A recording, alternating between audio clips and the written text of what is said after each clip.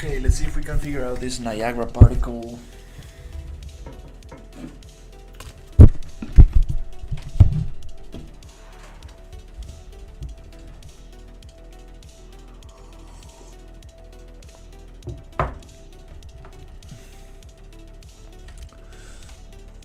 Okay, so that's doing something which is positive.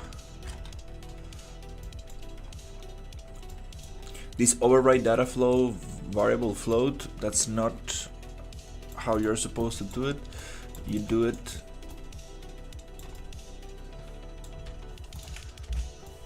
with a set parameter, set float parameter. The question is, which one of those?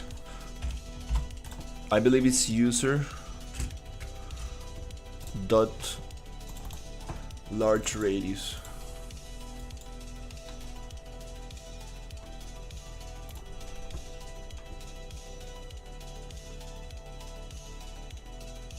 Is it large radius with a space, without spaces? Hard to tell.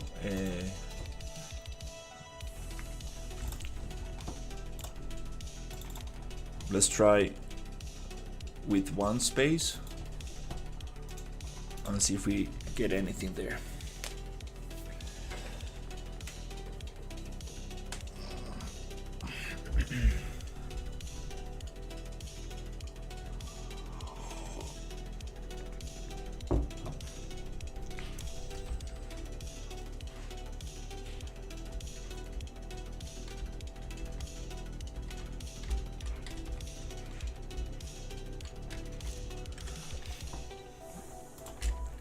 Okay, it seems like this one seems to work. Let's actually disconnect that and double check.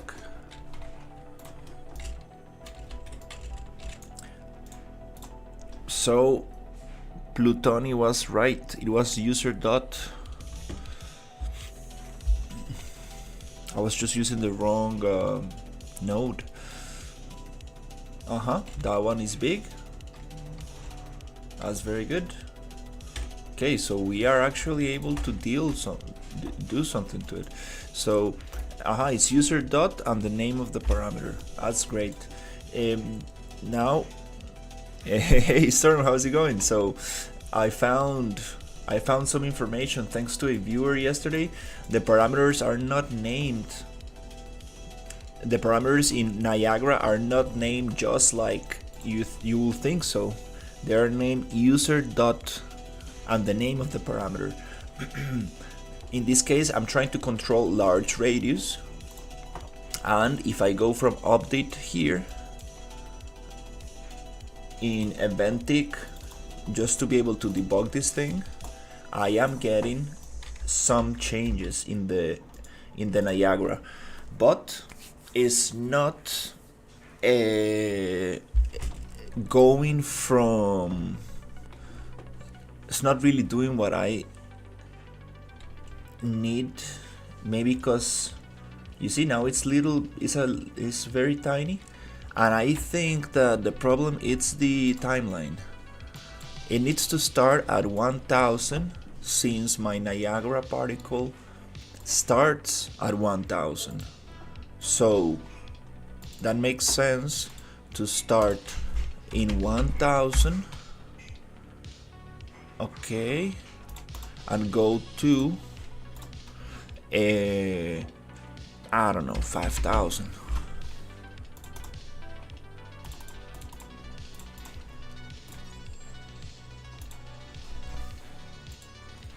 And yeah, I think sometimes you just need to sleep a little bit.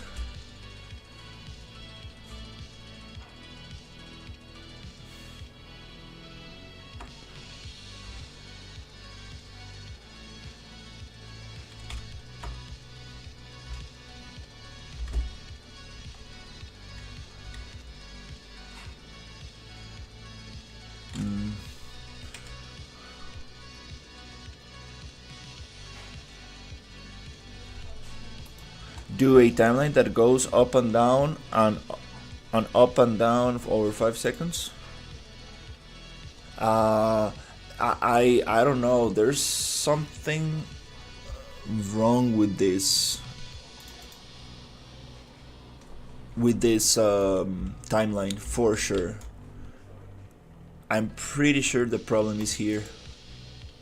Let me create a new track.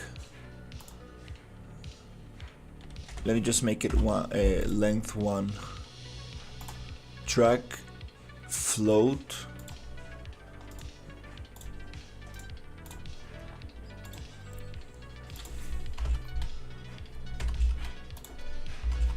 Because I'm getting some results, but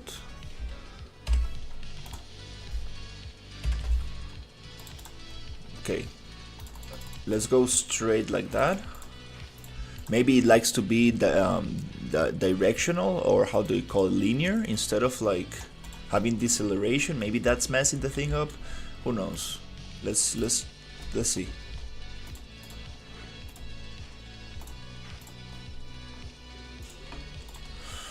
I'm getting some changes in the Niagara, so this is talking to it. It's absolutely talking to it.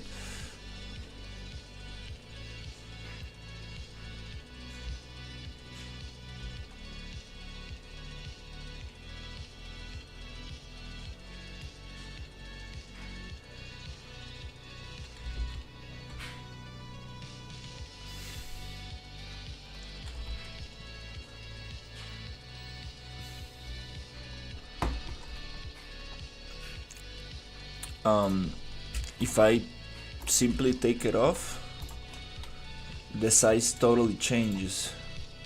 The timeline is not really working. Is there any other way we can like animate a float? Oh. You see, without the timeline, it's big.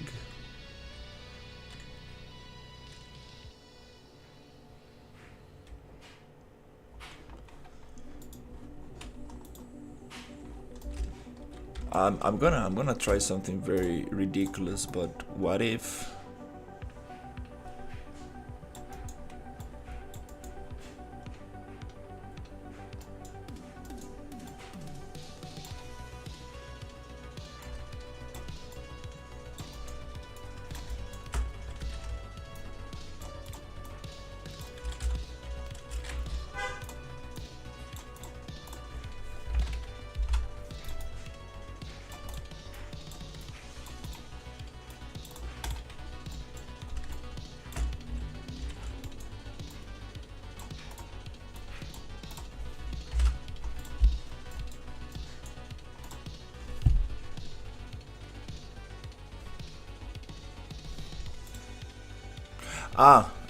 no, wait.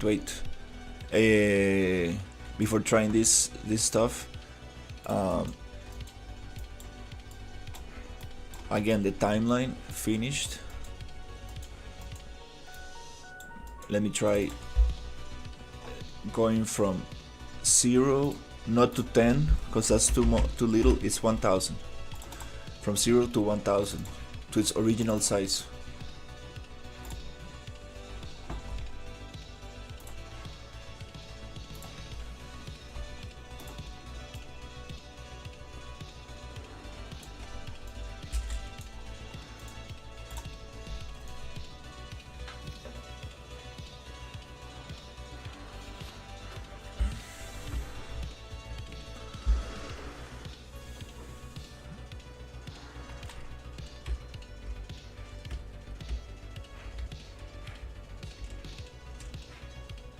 In 1 second.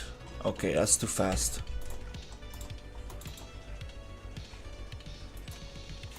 Let's make it during the span of 10 seconds, length 10 seconds.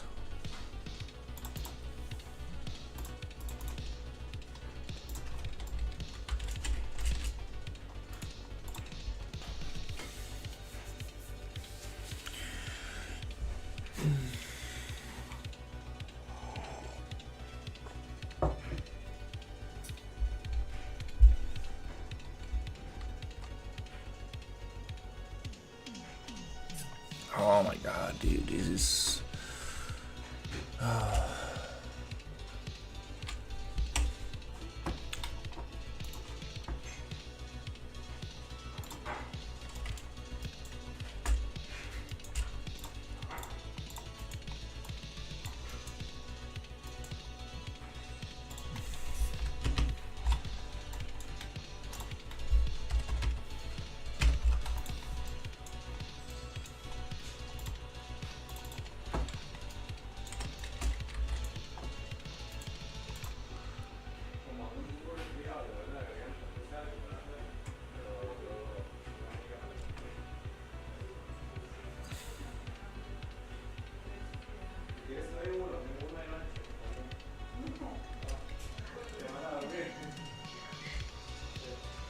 This works. It's the timeline. The timeline is messing things up. This is talking to it.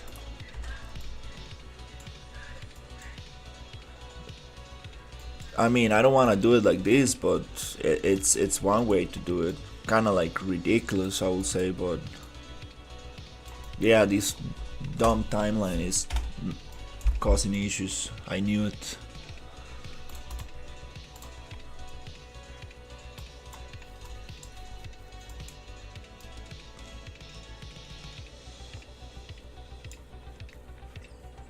How ridiculous this is, like, we need to set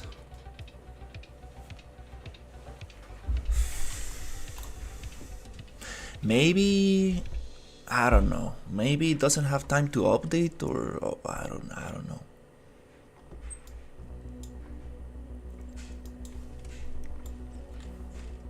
Jesus, Jesus, this is so ridiculous.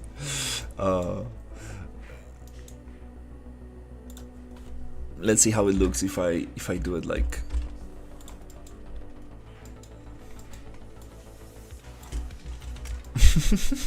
Oh my god.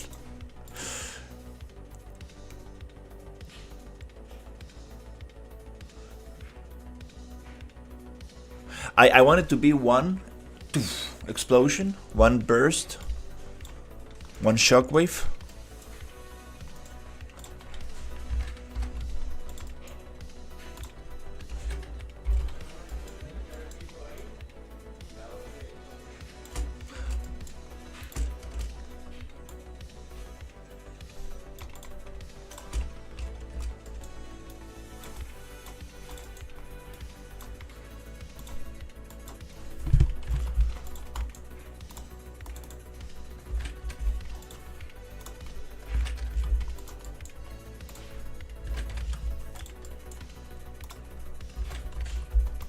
Yeah, we definitely need to ask your friend how to do this.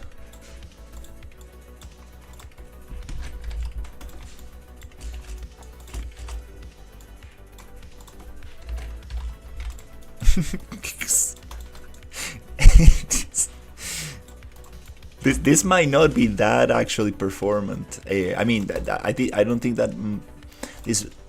I don't think this is gonna be like the other way around. Sorry, I don't think this is gonna be like too much of an issue, because it's the same Niagara particle. We are just changing the value every 0.1 seconds.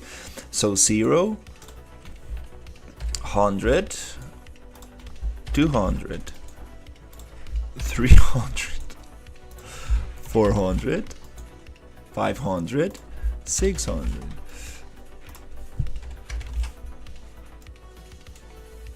700. I appreciate it. I will test it. 900. 1000. Oh my god, this is so dumb. Okay.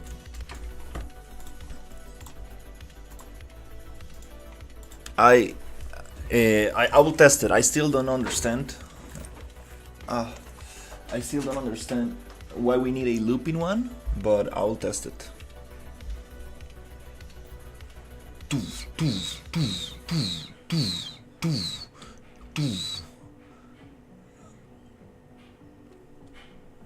Kinda works. Kinda works.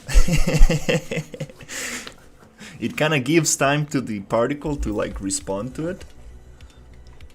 That's one solution. Okay.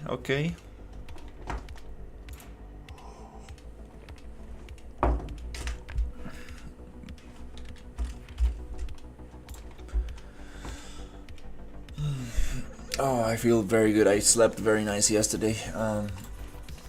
Had some nightmares with particles, but that's how I do my eye blinking. But if you make the condition, it will go over and over testing.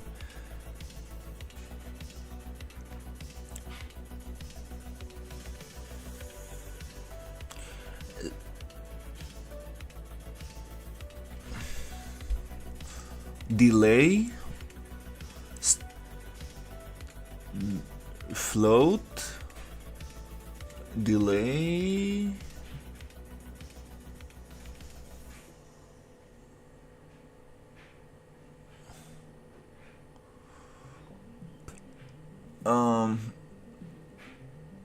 So you're not changing the timeline itself. It's just delaying the blinking every 2 to 5 seconds. Okay. Yeah, I'm not sure if this is gonna do any changes, and I don't need to loop this thing.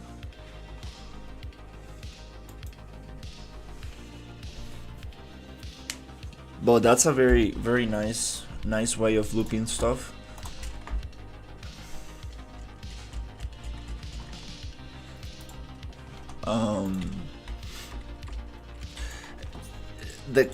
The question is, how can we actually get this to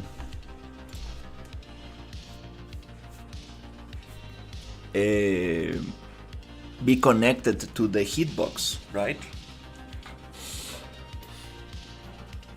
We might need to do our own ability.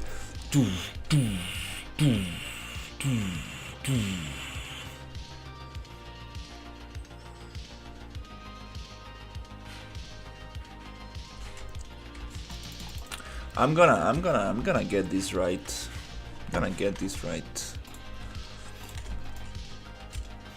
That's one way to do it. One of the multiple dirty ways to do it.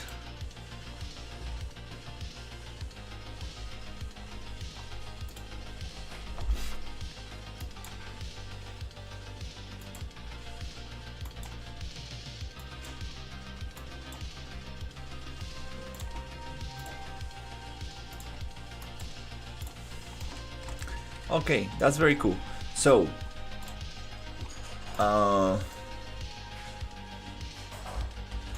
let's see if we can actually add this to the turtle. And we add that in the fire ability donut. Now, thank you to this thing.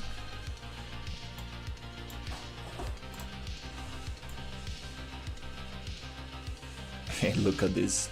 This is so so ridiculous. But it also gives me a lot of control.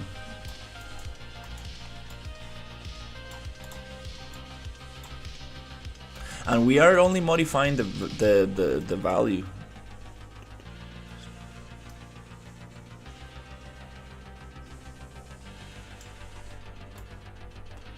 We do have something like that. Actually, we do have something like that. Let me show you. We have inner radius, outer radius. So we can link this up together. This ability seems to be very simple. I think we can definitely work with this.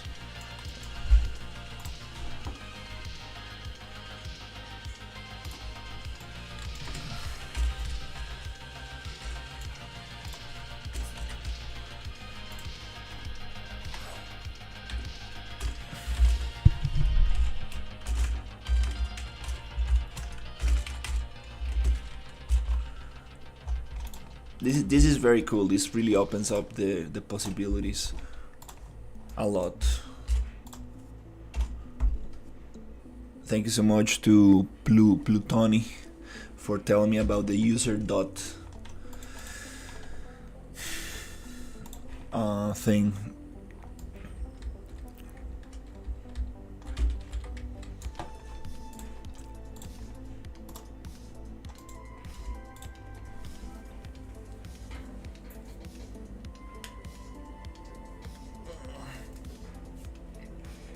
Oh.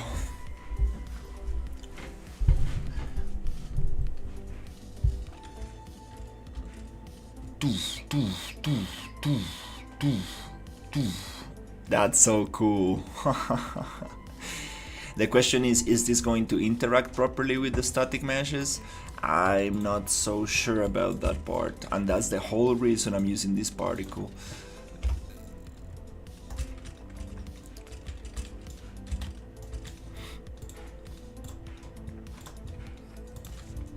And I'm doing this wrong. It needs to start at 1000. Yeah. So it needs to start 1000, then it needs to go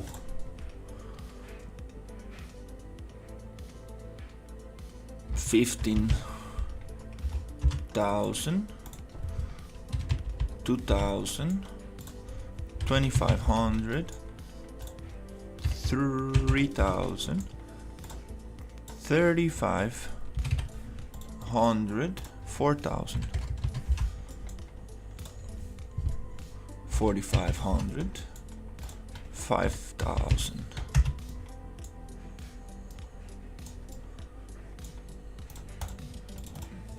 5,500, 6,000, something like that.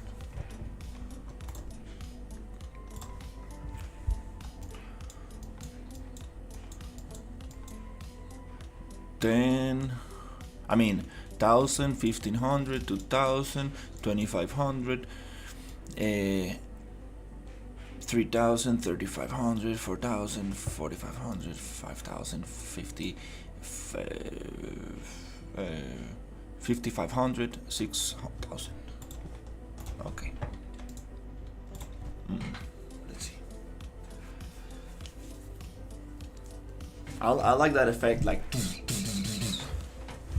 we can make it even more dramatic and change those values so it speeds up every time faster. Oof, I like this.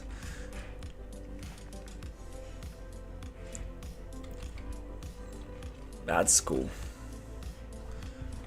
Can I see the reaction with the static mesh? Like,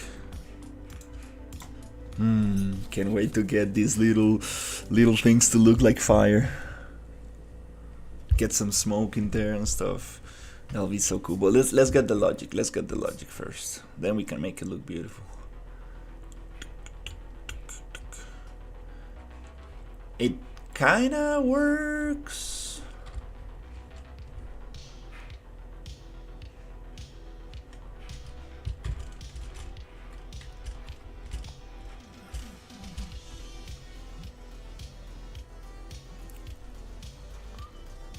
Ah, I see. It's kind of hard to tell.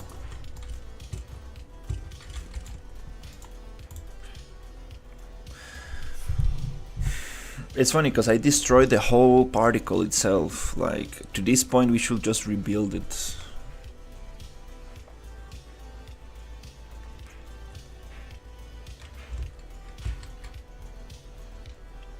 I think it does. I think it does respect the static mesh.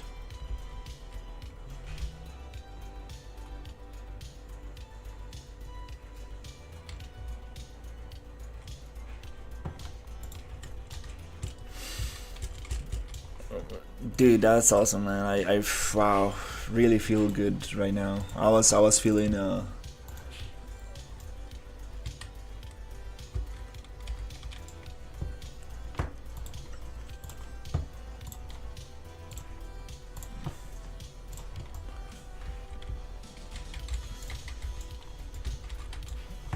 pretty unmotivated yesterday at night. Hey, how's it going? Yeah, this little fire effect. It took me a while to realize. I think it works. Yeah, you don't get fire behind the cover. I like that.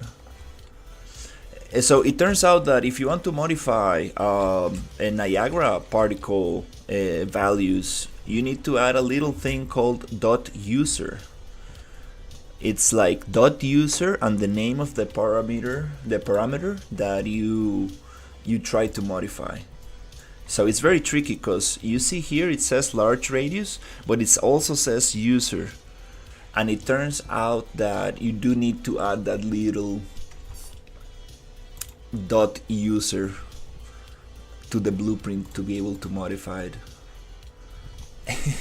So that's awesome. I appreciate that's what I like streaming. Like, people are like, oh dude, you're missing the dot user one, the dot user part of it. And today I saw a tutorial, and that's right, I was missing that part. So now we are able to modify particles, not with a timeline though. I still not able to do that, but we're gonna figure that out, and we will be able to do some very cool effects. So now we're gonna try to do this line trace.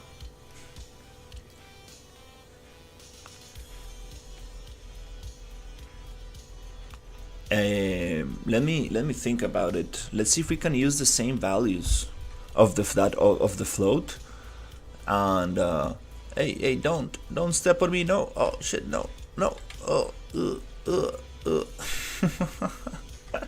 that's cool. All this IK work for the turtle to just end up in a flat surface, like. That's the most ironic thing.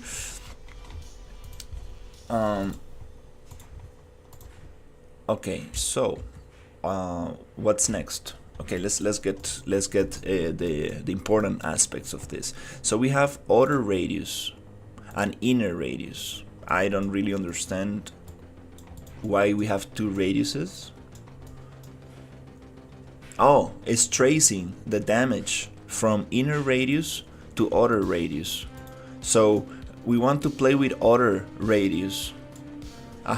This outer radius needs to be set with these values right here. Okay, so hey Sisa, how is it going? So we need to set this outer radius.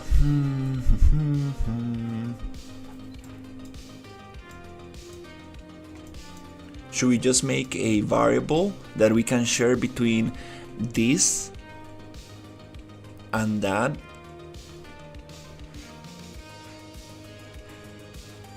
The problem is that the execution. Oh, I know what's happening. We need to have this set over and over and over and over.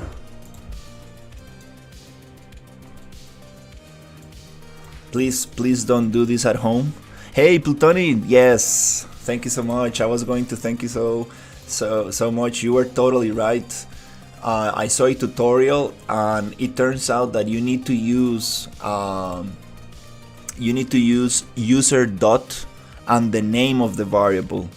The name of the variable, it was indeed large radius, but I was missing the user dot part of it, and then I was using the wrong node. It's set float parameter, and this actually modifies the Niagara particle, which I'm super excited about. So I really appreciate the comment. That was a very important part of it. You see, now the turtle is gonna do this thing. It does not work with a timeline though. That's another part. Yeah, you got me confused because you told me about another name, circle location, a user circle radius, and I got confused. Like, where did you get that name from? Because we were using large radius as a name. because you can actually write the name and you can drop it on top of the thing. There's multiple ways of doing it, but what I did is right click on the thing and make it a user variable. So in that case, I did not change the name of this.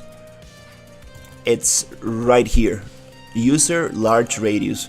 So you will call this by doing user dot large radius.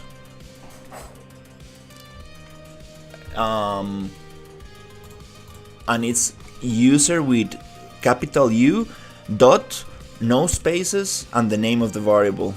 So it's very confusing, very confusing. Like, this is something that you wouldn't know until you actually read some documentation. This is like, there's no way to know. But I guess that's how it works. That's the building block. Again, welcome to game dev.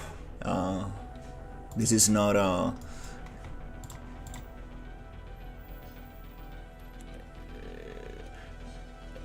this is not a what's the word? This is not art things. This is like what's the word? It's it needs to be this or this. There's no gray areas in here. It needs to be exactly this for the program to understand, okay, this is what I need.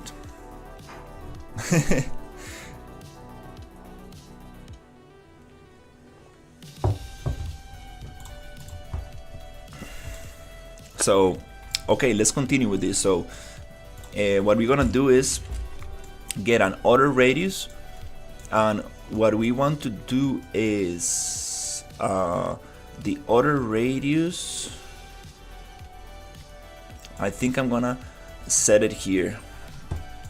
This is a little bit ridiculous. Please don't judge me. I'm just trying to test and see if I can get something going, and then we can always make it better. Since my timeline is not working, what we're gonna do is just make a fire range. Oh, we can do it in another. We can do it in a smarter way, actually. What if we just do a let's call this fire radius, and then we just add to it. Simple little add. So we're gonna get, and this is gonna start at 1000.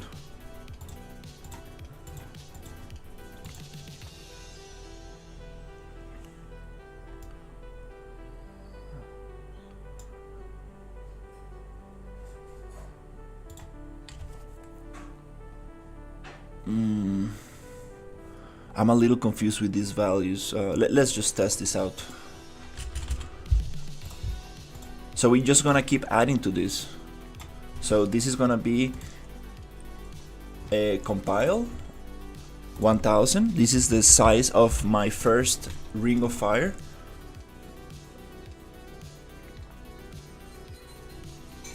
No, don't worry, Plutoni. I really appreciate it. I really appreciate the hint,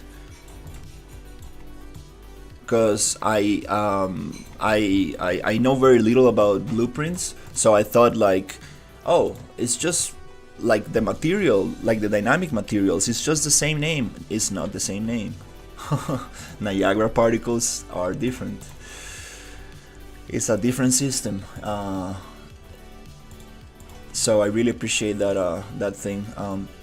So here we're gonna do this, and we're gonna give it there. And this is how we're gonna work with this. And then we're gonna go and copy this.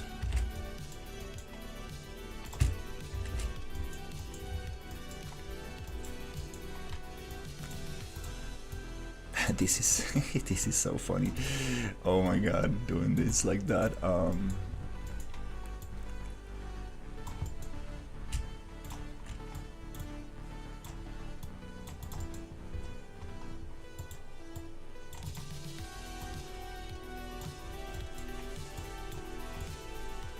So we're gonna go plus 500.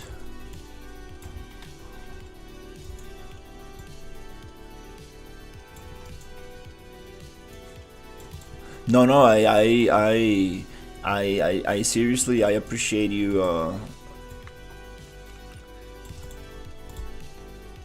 I appreciate you the comment and also the advice of going to bed and sleeping. I woke up this morning and magically the first tutorial I open it says user dot parameter name and I'm like, oh, okay, that's what I got wrong. Boom, boom, boom, boom, and I tried it and it worked and I'm like, nice, we found the right node. Everything's going forward. I feel very, very, very happy about it.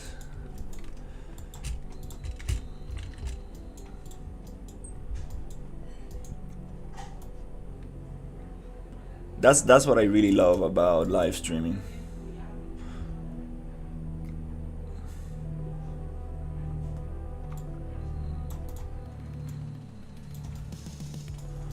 So let me see if we are getting this right.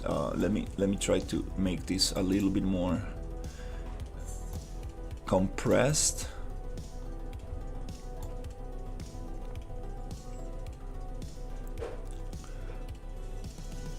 Yeah, sometimes I get people in the chat just asking very weird questions. Very weird questions. I'm like, dude, I'm sorry, I don't have the answers to those questions. Yesterday this guy was like, why are games not enjoyable anymore? I'm like, bro, well, I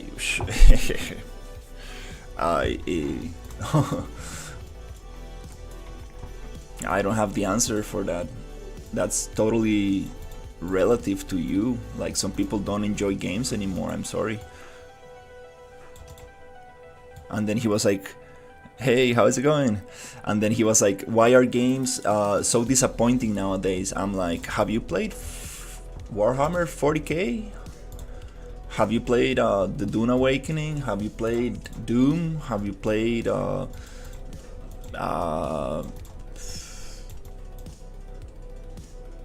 Alien Isolation, which is not so... It's pretty... It's a 2014 game. Have you played Armored Core 6? Like that, I guess. I mean, like, those are very satisfying games.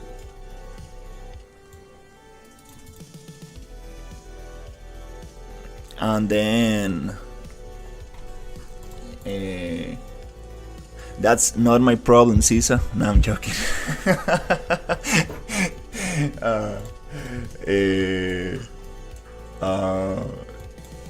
What I was going to say. And then he was like, oh, why your game is so dark? Why your game is so gothic? I'm like, gothic? Like a gothic church? What do you mean? I was like, dude, I don't know if you have the terminology to describe what you're trying to say, but he was so general. I was like, dude, I cannot keep up with this conversation.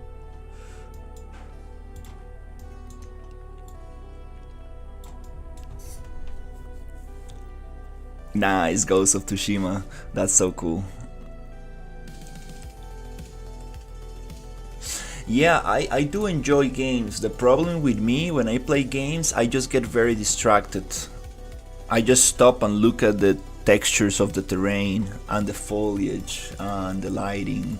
It's just, I'm not... It's harder for me to get into the mood of, like, immersed in the video game. I'm just looking at the art side of things. Until a little bit of playing, I do get into the mood. For example, my favorite game right now is the Forever Winter. I love that game so much. I haven't played it in a while, but that's such an immersive game. I just really love that game. So such an inspiration for me, to be honest.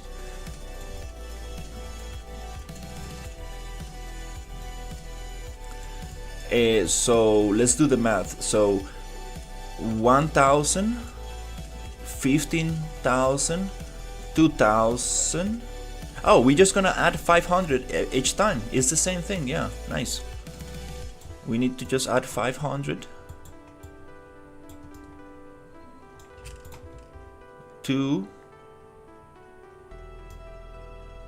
let me think about this. So tuk tuk delay. I think I'm confusing myself a little bit. I'm going to delete this. It's gonna be easier for me to just get the first piece.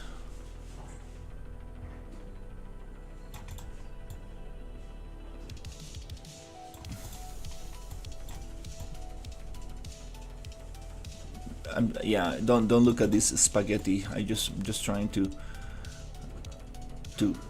put all this together.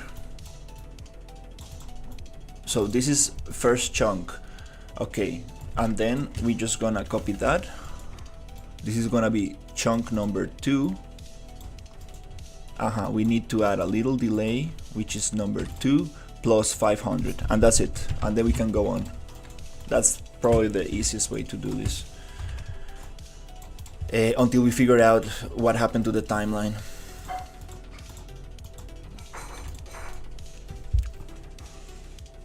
What do you think about the numbers in my game? First idea is to show a number for HP on the bar, so second idea is damage numbers.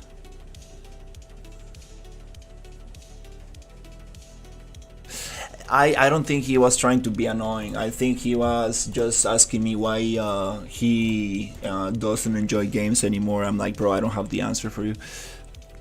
I created a map and added PCG for vegetation. My computer's pretty good, but in game it's getting maximum of 20 frames per. How can I fix or change? Shinobi, vegetation is very hard on performance. If you're using nanite, one of the best solution is to use static mesh geometry, no transparency, and be very thoughtful about how much vegetation you add. It is tough. It's a very tough topic to get right. Fortunately, Epic Games is working on nanite instanced foliage, which is gonna help with that, but definitely I will just try to reduce the amount of vegetation and use imposter trees, and yeah, it's tough. It's tough to get like a good performance with vegetation.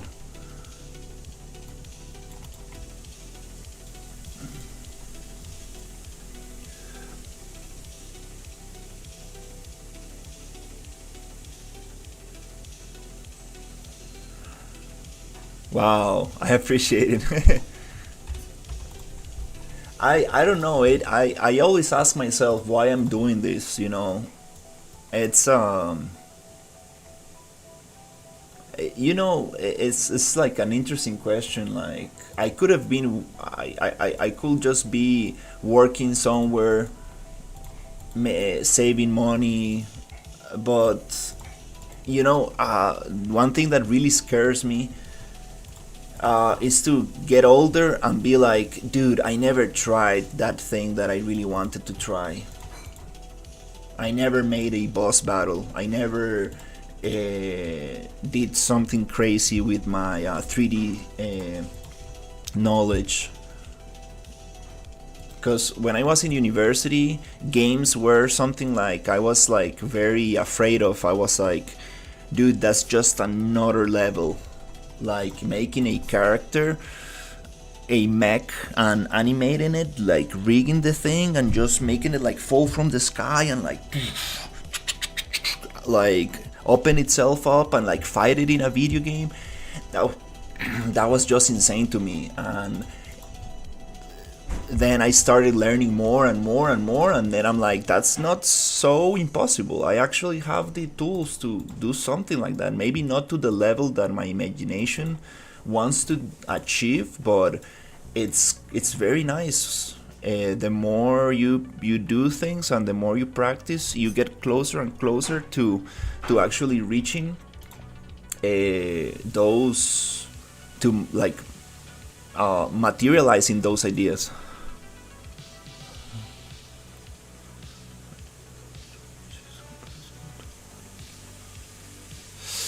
Uh, yeah, I wouldn't merge two vegetation meshes. I will keep them as instances, and I will be very. I will probably foliage paint them or hand place them, because you want to be very careful where you place things. You don't really want to just fill in the space and be like, okay, that's done. You want to be thoughtful about it and be like, oh, is the player really gonna see this? Is the player really going to do this? To go through here? Can I use rocks or mountains or the landscape itself to cover up a little bit of the area so I don't need to use just 1,000 trees? So there's a lot of ways you can really play with it. Or you can just make a desert like I'm doing so you don't have too many trees. If you think about it, the Matrix demo, the city demo, is during fall time, like a fall season. So the trees have no leaves, if you really think about that. And they mentioned that in the Unreal Festival. They were like, well, you know, for performance considerations, we decided not to use leaves in our trees, which makes a lot of sense.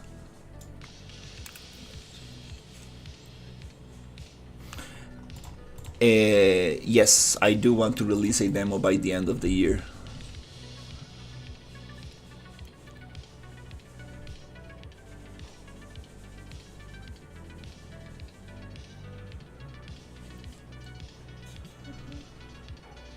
How you did the rendering? Are you doing a real-time project like a video game, or you're doing a rendered cinematic animation?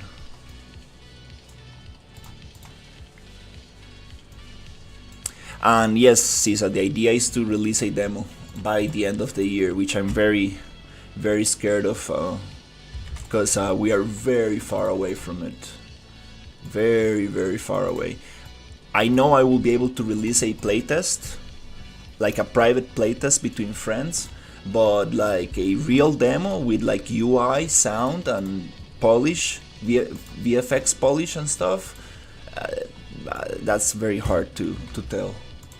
Um,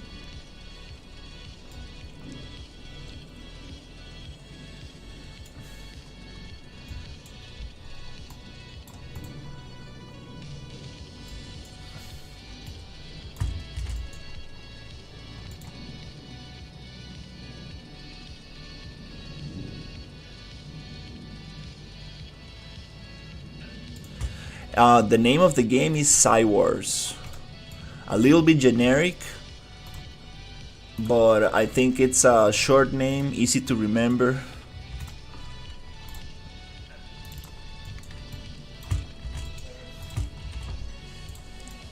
And yeah, let's see how it goes.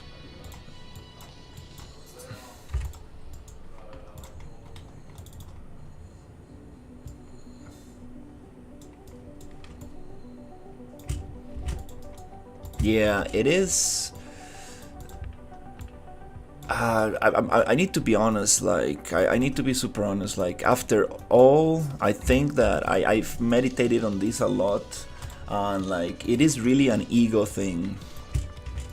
It is really an ego thing. It's like,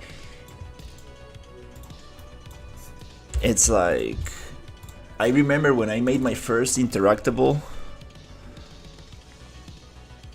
a thing in Unreal. I made a little mech just fly around and destroy another mech, and like very simple stuff, but I was super proud of it, and I showed that to some friends, and they were like, dude, that's crazy, dude, like how you got that to work, like do you know programming? And I'm like, dude, I don't know anything about programming. And I don't know, it felt very cool. Like, it was such a hard challenge, and it just made me feel very proud. And it is like an ego thing. It's like, am I capable of doing this? Is it like, am I really capable of like pulling this off? And it's just very rewarding when you get stuff to work.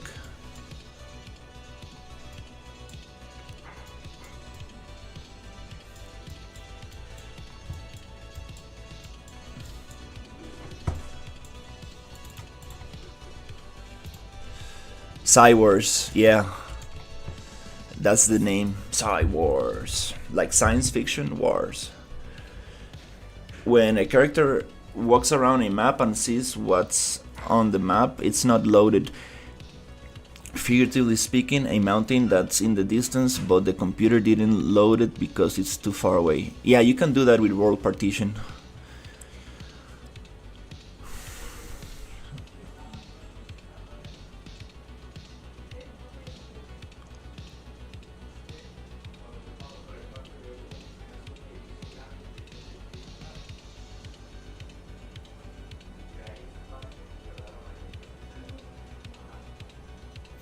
That's cool. Um, yeah, a game is about everything. It is about everything. It is the whole thing. The game is making a game is the most immersive, multidisciplinary art form there is. Um, like I remember playing World of Warcraft, and I used to sit down on a lake and just look at this, at the environment, um, and it was like like magic.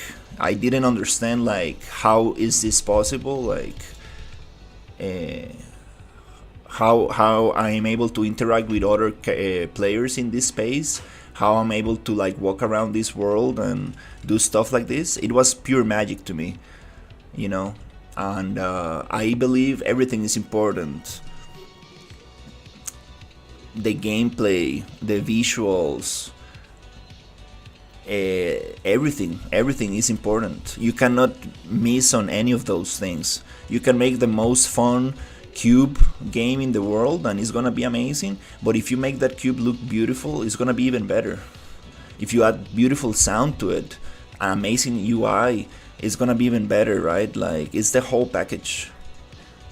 Imagine going to the best restaurant in the world but the service is terrible. You won't go there anymore, right? Imagine going to the best restaurant in the world, the service is great, the food is amazing, but the location is terrible. You wouldn't like to go there anymore, right? It's the whole thing. Like, it's the whole thing.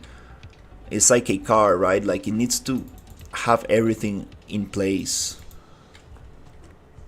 You want the whole thing to work properly, and that's like the such an interesting thing about video games.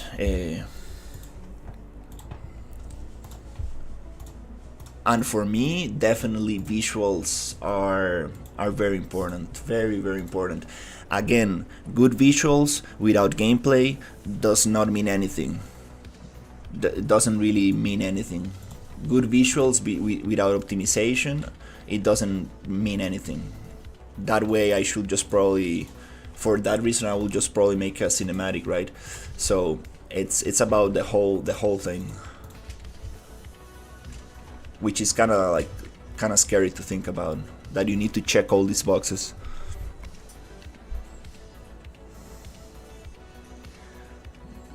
No, it's going to be on Steam. Yeah, it's going to be on Steam.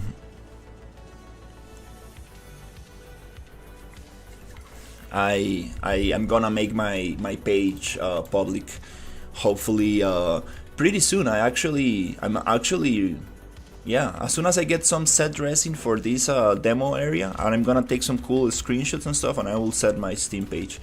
It's already paid and everything. I got the ID and stuff. So yeah, it's coming up.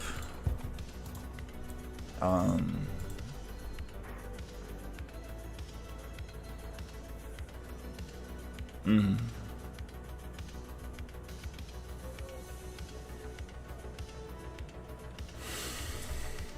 It's all about the process. It's all about enjoying the process, because there's a lot more to do.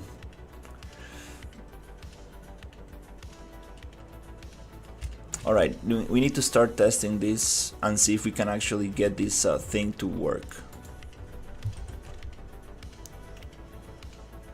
Making a trailer.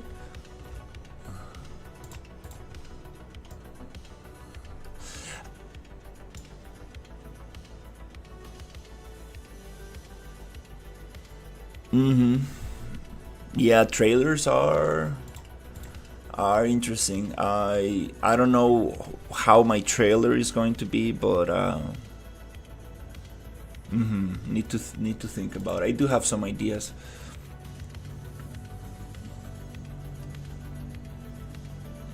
Oh my god.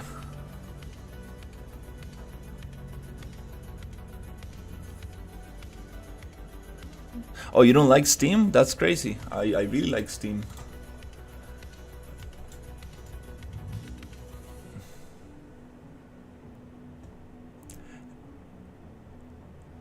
Ah, I understand. Okay, we are setting the other radius here. Ah, this is not how this is gonna work. We are setting the other radius once.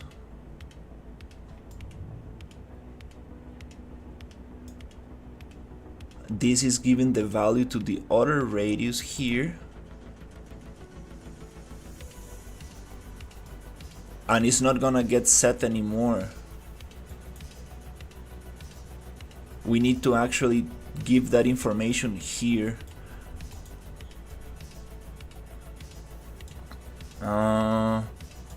I'm doing this wrong. I believe.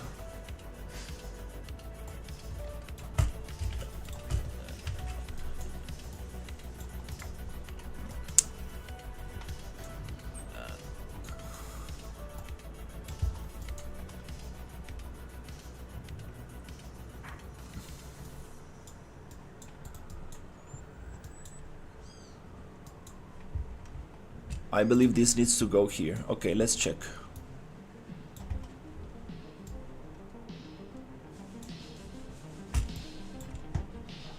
Let's test with just this part. Most VFX and animations.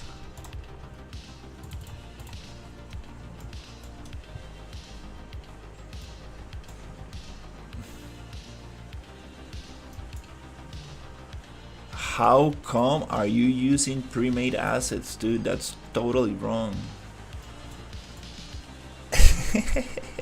I'm joking.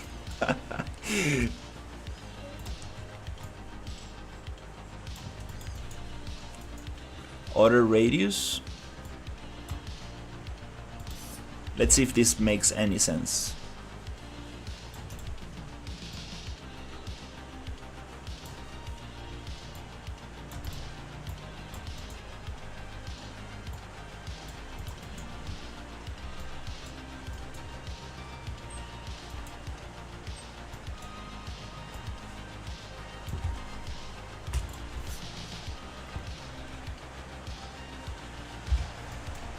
This is some dirty code right here.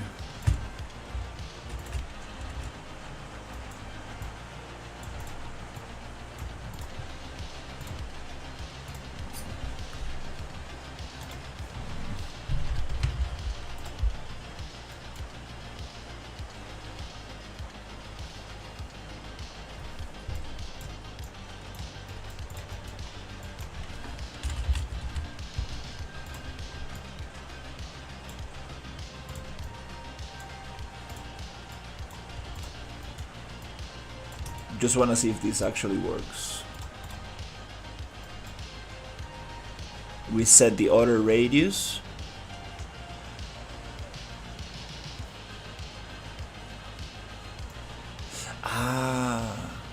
Oh no, the other radius needs to start at 1000. It needs to start at 1000.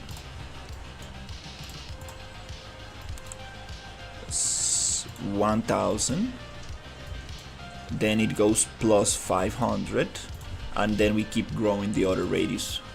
I think that's how it goes.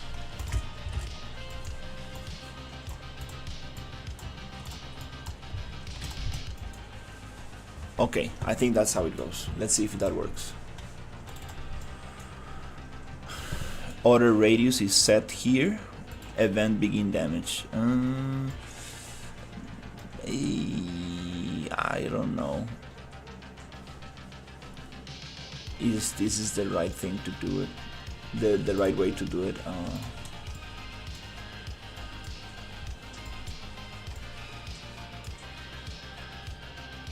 Order radius 1000. Oh, we're already doing this. Yeah, we don't need this piece right here. We're already doing this here.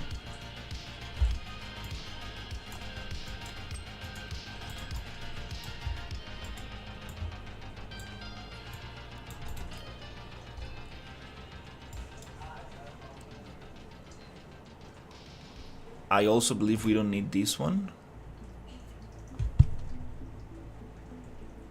It goes from Y.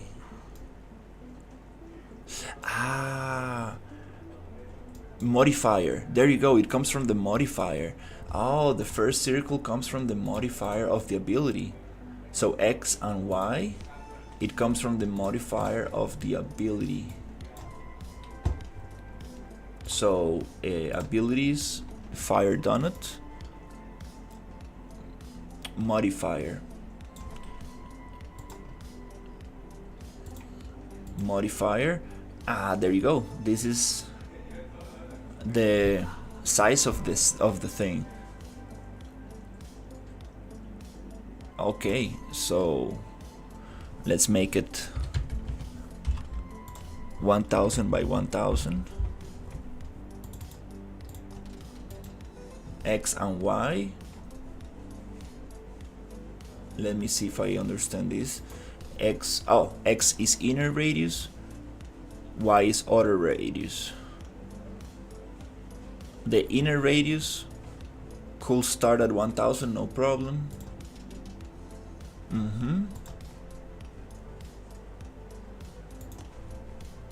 Outer radius 1000, and then it keeps growing. Okay, I don't know if this is gonna work.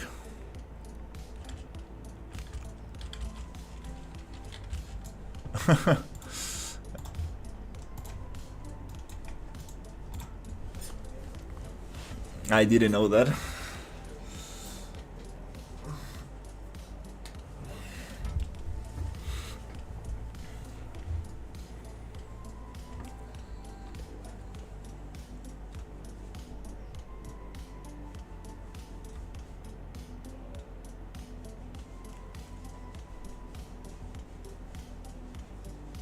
It seems to only do it once.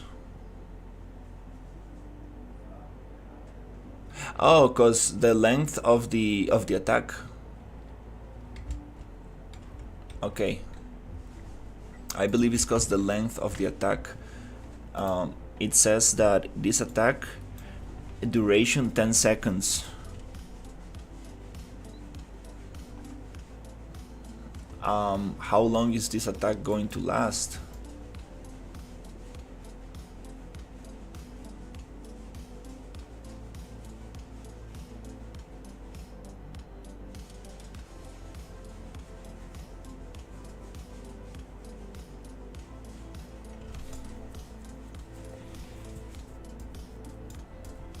Do we really need to set this other radius? I don't think so.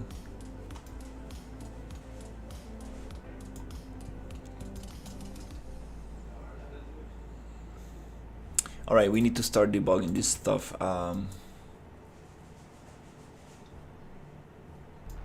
Let me think about this.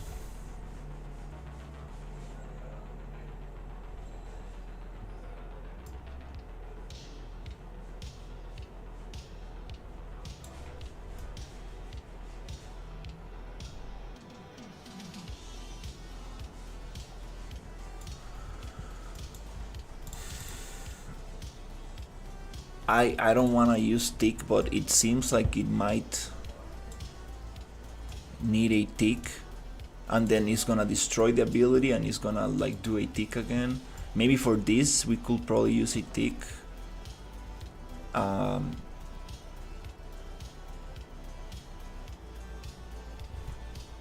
Alright, let me try something.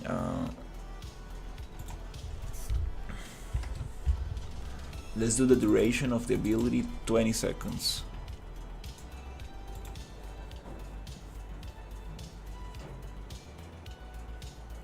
Let's see what we get.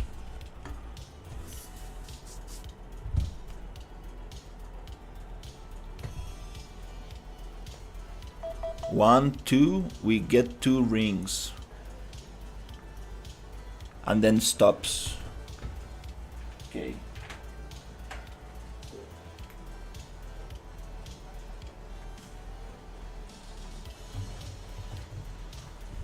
We get 2 rings. 1, 2. Okay. Why is that? Why is that thing? What if we try it a little bit different? I don't think we need this stuff.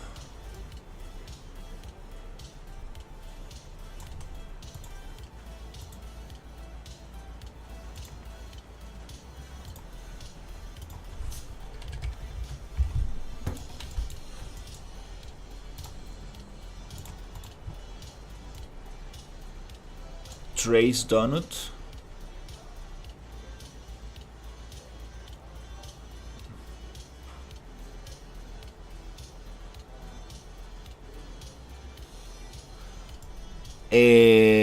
I'm not playing much games, but I do like to play the Forever Winter Warhammer 40k. I played Dune Awakening a couple of days ago with my cousin. I really liked it. Haven't bought it. I played for the free weekend. But my favorite right now,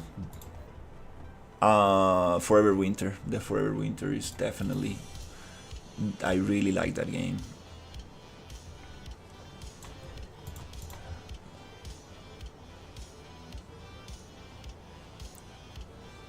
Let's try something different. What happens if we push this from event tick? Can we do that? Event tick. Is it going to work like that?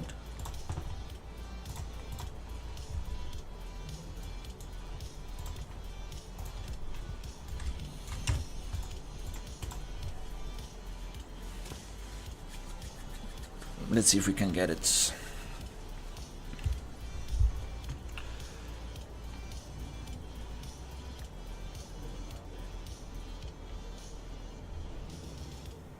Up, it just wants to do a couple of them.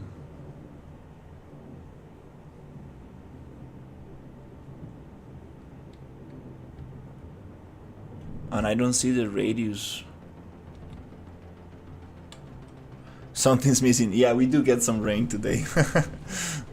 We do have some rain today, but not too much. This is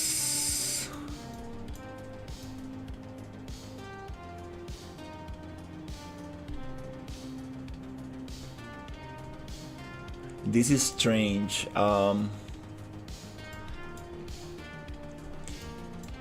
Is this the one that we are debugging? Is this the radius that we are debugging?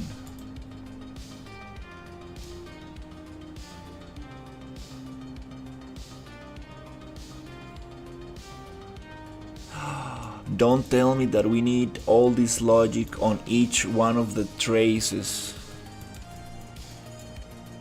I mean, event on begin damage. This is where the damage is gonna happen. This just sets event begin play. This is just gonna set the radius size. I think here's the logic for the trace. I think I got this totally wrong.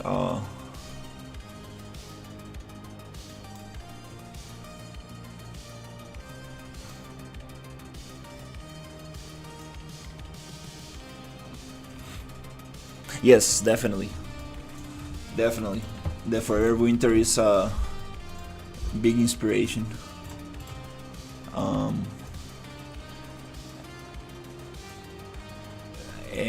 crap. Okay, I think I messed up this thing. Let's go back.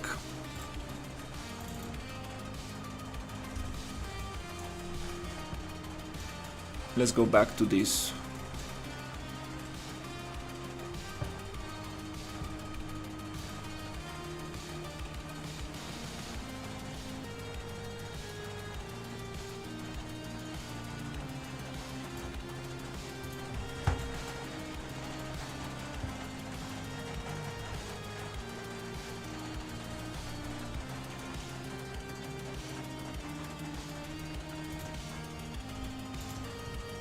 We need this here.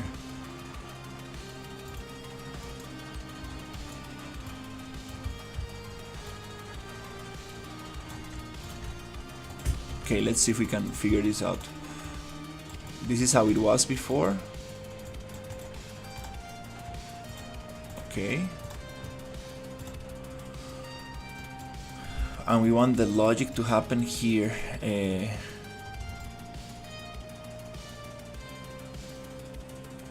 Let's leave this one alone and let's actually use this logic on the event begin damage. Okay, so let me see if I can get this stuff. Let's get rid of that for now.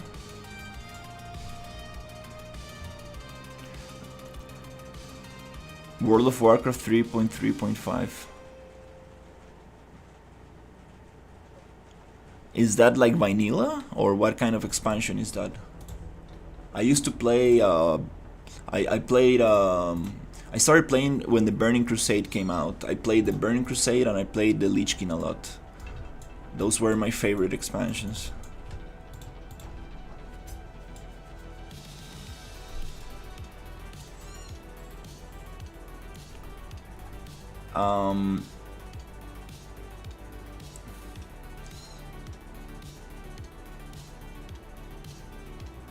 Oh, there you go. Yeah. Yeah, this is where the trace comes from. Okay. So, this is a little crazy, but I mean, let's see. Let's see if we can get this.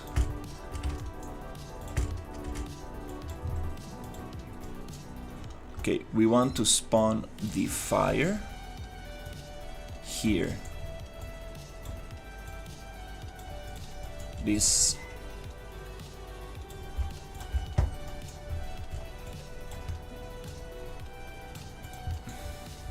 goes there, other radius here. This other radius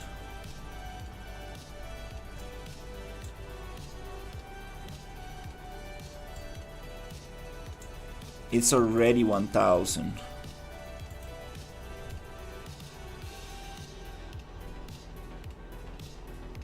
We are setting it to 1000 again. Maybe there's a way to make this more efficient.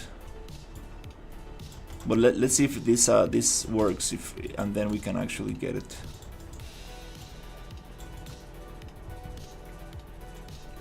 Trace donut. Ah, this is the telegraph donut. We need the trace donut, yeah, to be able to see. PUBG. Counter-Strike 1.6 and StarCraft 2 played it for like 10 years exclusively though. Nice. Yeah, StarCraft is crazy. I have some friends who like really love StarCraft.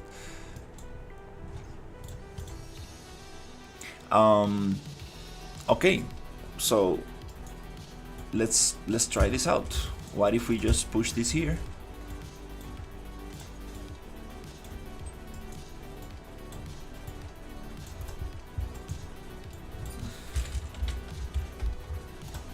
We need to collapse this into a function, I believe. Like CISA suggested. I think that will be way better.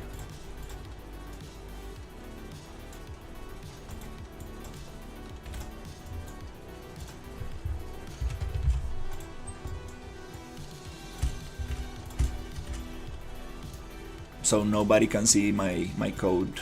It's gonna be collapsed. 0.2 500. Okay, so let's see this. We should be getting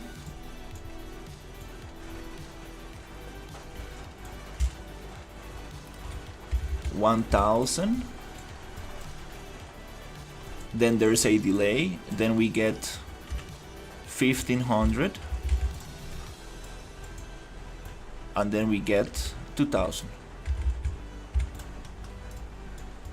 for the damage trace and the fire trace. Let's see if that makes sense. Hey, how's it going? No, I did not suggest to collapse it. I suggest to create real functions, not collapse boxes. Yeah, no, collapse it into a function.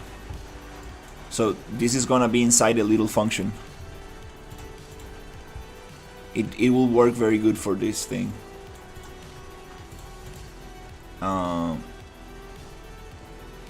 But let me think. So fire radius 0, other radius 1. Okay, so this is gonna be 1000, 1000. Then it goes into 1500, and then it goes into 2000. All right, let's see if this makes sense. All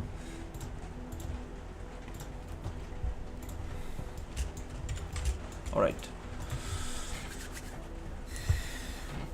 Custom events, yeah. For the in this case, I believe function, because I'm gonna just copy and copy over and over that thing.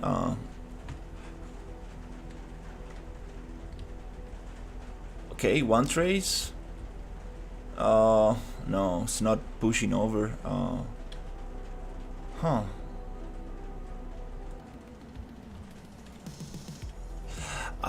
Wait. This happens on event begin damage, and this damage is related to my animation. It's only going to do damage during this thing.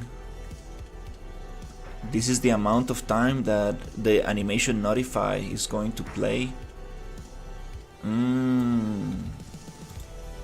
Okay, well, this is we have another piece of the puzzle here that it's going to complicate things.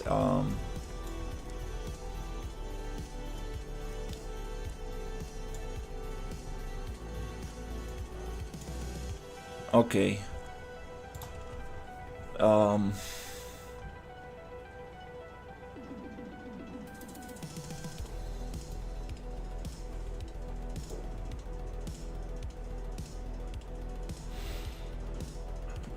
Just to test this out, what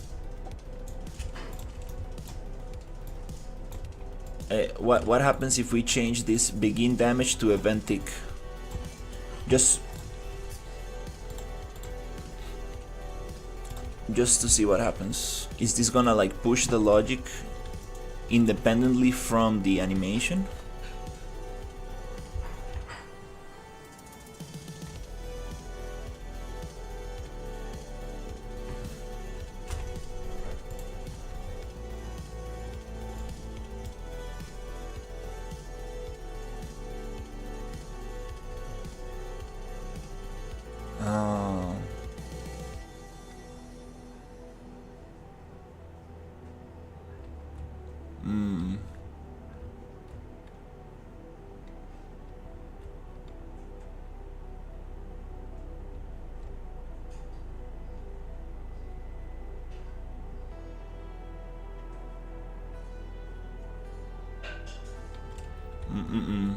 Okay, there's another solution.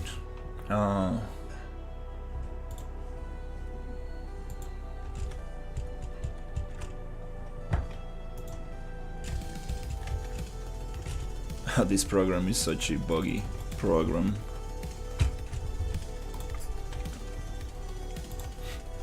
Armor crate.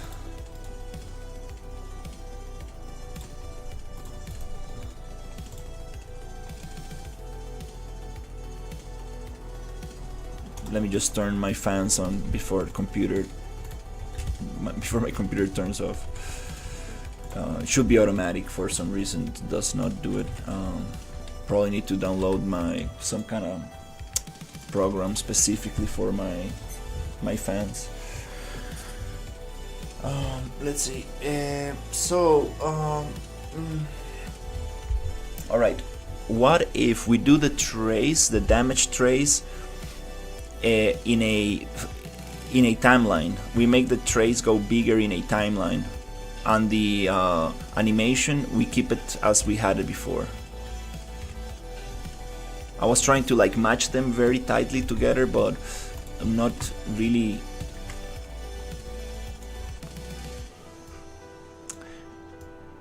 achieving that, so I think that let's forget about the particle for now. Let's forget about the particles and think about only the trace. Let's see if we can get the trace to actually grow in size.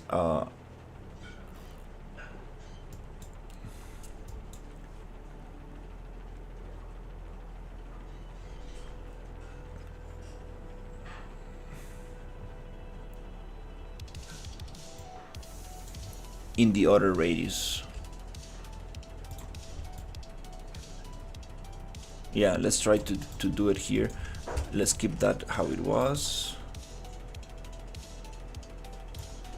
Okay, so we need to add a timeline, and let's see if that helps here.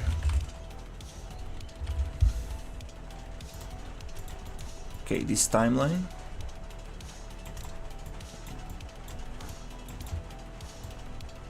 Update. This timeline is gonna go float. What's the time of the ability? Let's say it's gonna last 15 seconds.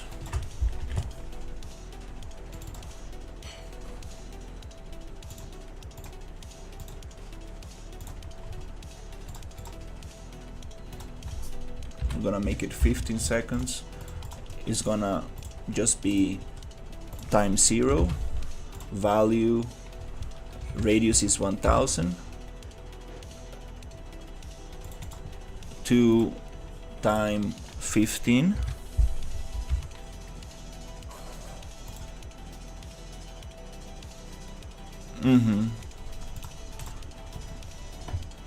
Yeah, that would be nice to collapse this thing into a function.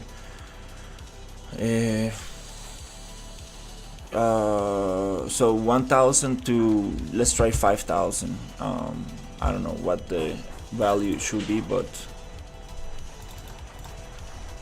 so times 0, 1000, times 15, 5000, and we drop that to other radius.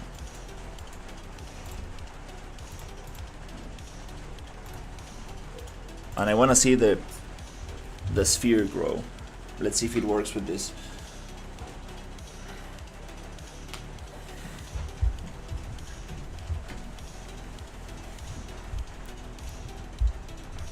There you go, there you go. There you go, expand the damage, yeah. Burn everything around it. Good job, little turtle, yay. Boom, it goes and burns. Okay, that works.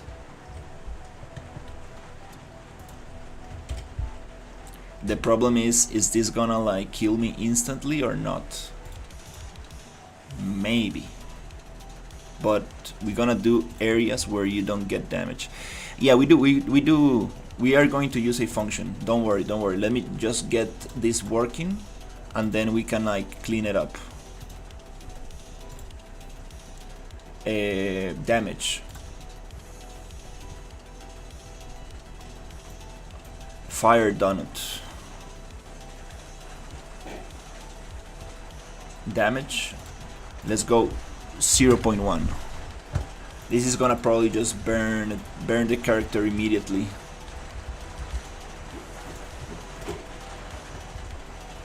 And multiple times. I think it's gonna just kinda like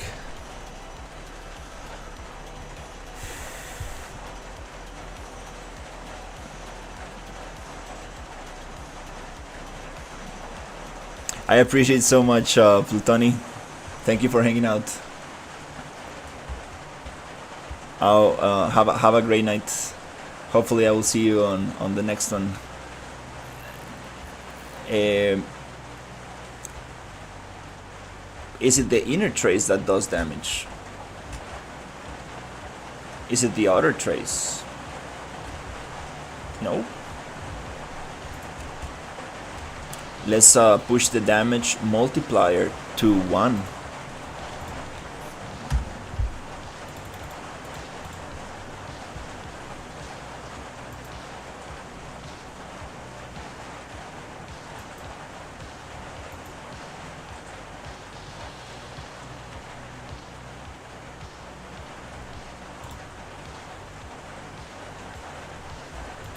The montage damage, let's push it all the way around. I don't think this has to do this, but let's see.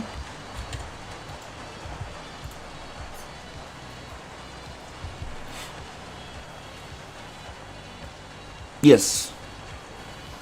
Yeah, that fire is too slow. Definitely. It needs to be poof, poof. Okay, it does damage. Just one time. 2 times. No, that was fall damage.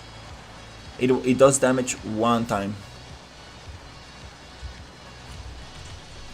That's okay. I think it's gonna be more fair. It's gonna be, yeah. If we do damage multiple times, it's gonna be too difficult.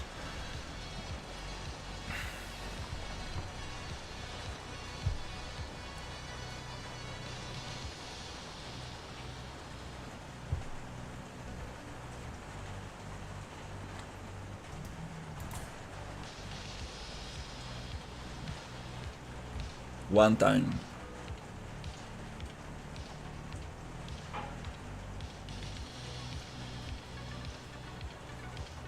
Okay.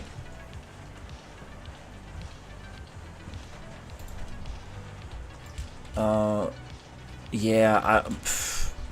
Wow, this is more complex than I thought. I want to.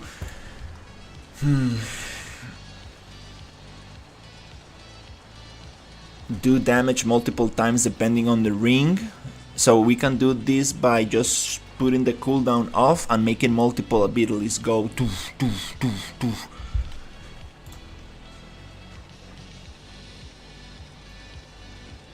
I don't know how to match the sphere trace with the Niagara particle. That's the thing. I'll be right back. Let me get something to drink.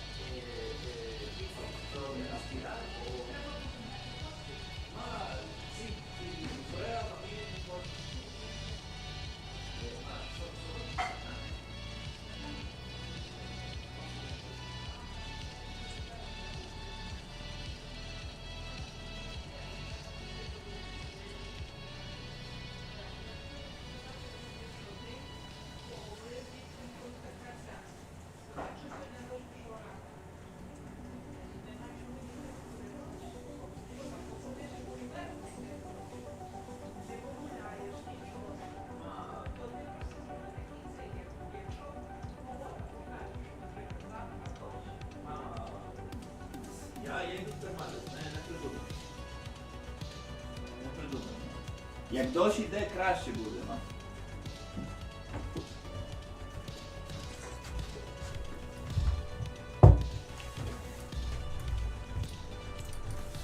Alright, let's see what we got here. On overlap, event timer, clean timer on overlap end. On overlap, event timer, clean timer on overlap end. Hmm.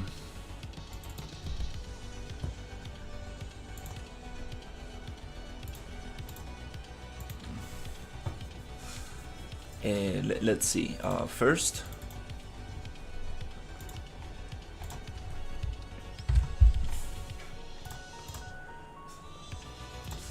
I think we can make the donut go a little bit longer.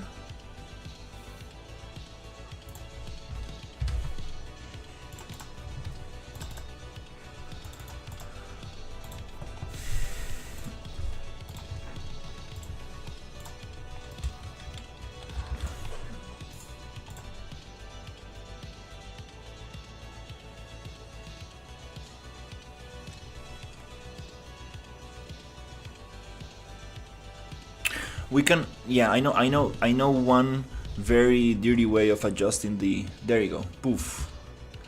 This trace doesn't, I know what's happening.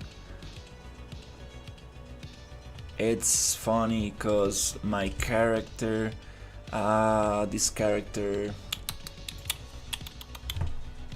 this RPG character has some funny things here. You see this sphere? I need to understand which is the one that is actually causing the damage. Is it this one?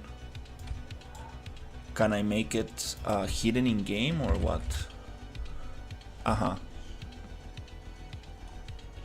It's been a couple of months. I've been just experimenting a lot with the whole idea and the template that I'm using and everything. But I started going a little bit harder this past maybe 2 or 3 months, trying to build like some kind of vertical slice. At the beginning I was just playing around, but now I'm more focused on something more concrete. Okay, I want to see which one of these spheres is the one that takes the damage. Oh, it's super fast. I don't even know which one is it. Might not be that one. I appreciate it. Yeah, just putting a lot of stuff together. Now I'm working a little bit on this turtle boss. It's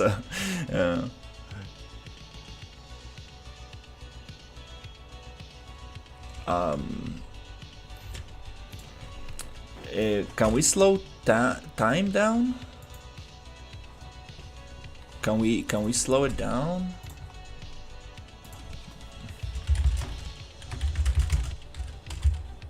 Is it time dilatation or?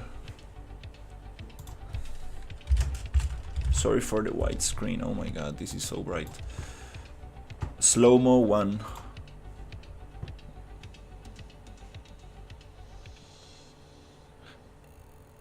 Slow-mo 0.5. Slow-mo 0.1. And slow-mo 1 is back to normal.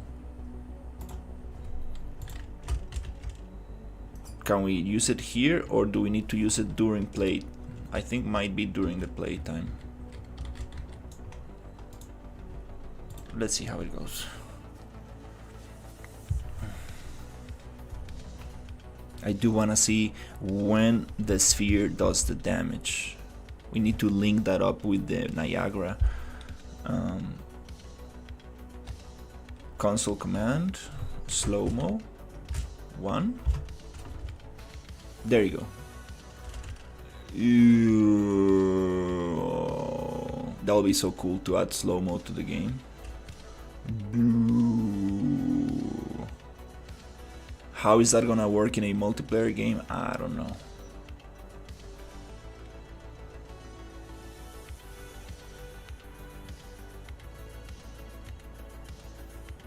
So cool. Slow motion, it's so cool. Okay, that's too much. Slow-mo 0.5.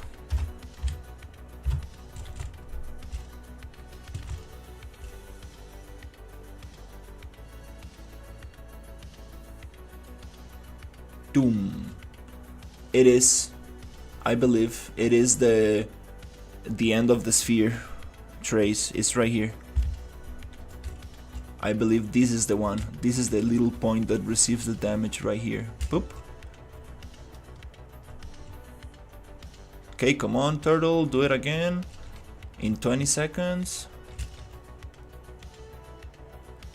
I think so. It's gonna do it again, maybe not. Come on, turtle, do it. Do another sphere trace. No?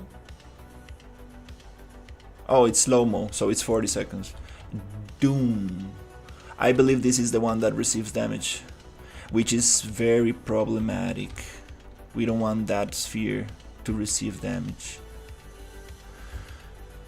Okay, another piece of the puzzle. And that's how it goes.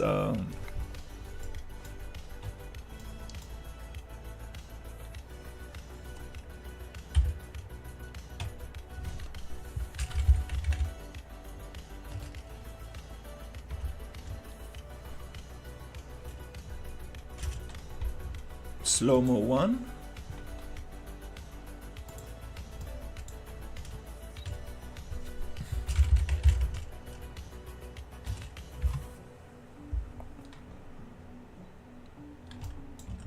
Let's see how it goes.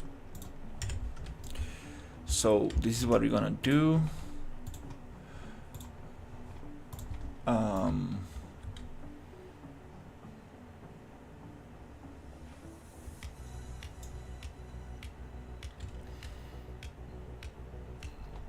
I really need a deep course on collisions. I don't understand collisions. It's such a complex topic. I see that it's hitting this.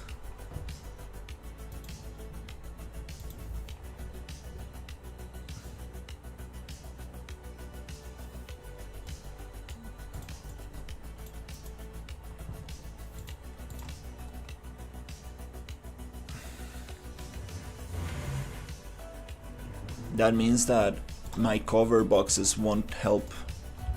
I will always get hit by the ring of fire, no matter where I'm at.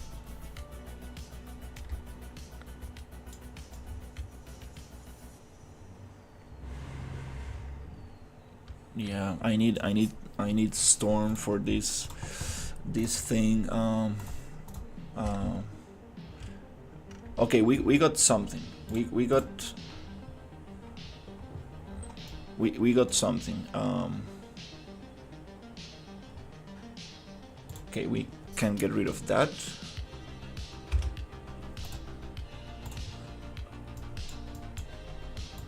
Now I want the sphere trace to be linked to this.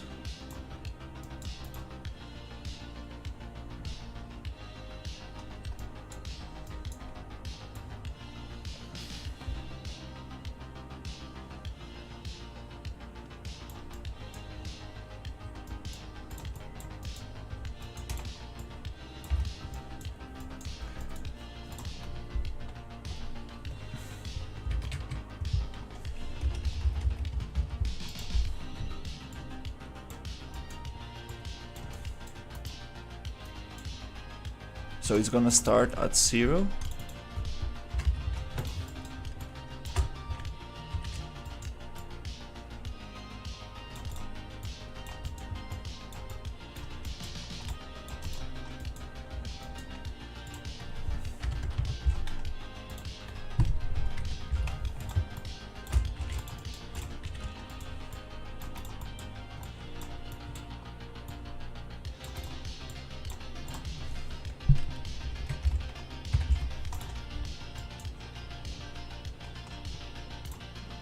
Plus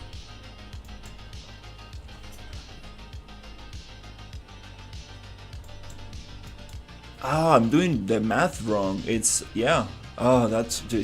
that's not additive. It is yeah, that's not additive. It's 0 plus 500, then we set again plus 500. That's why the ring is not moving. That makes a lot of sense. We need to add to it.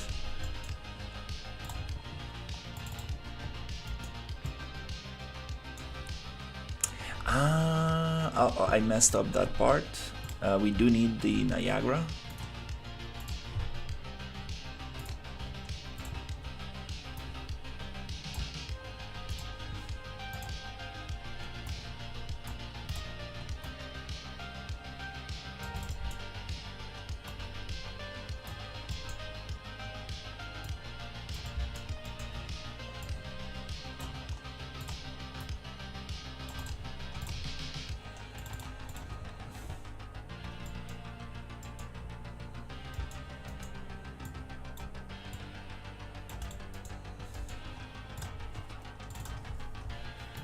All right, let's see.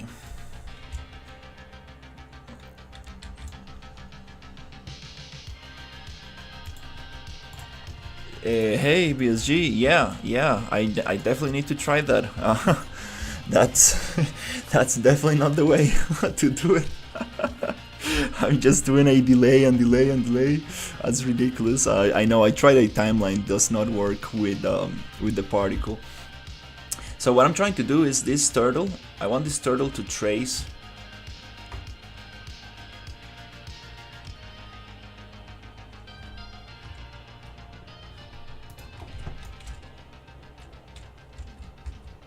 To do like a fire burst, and then I need to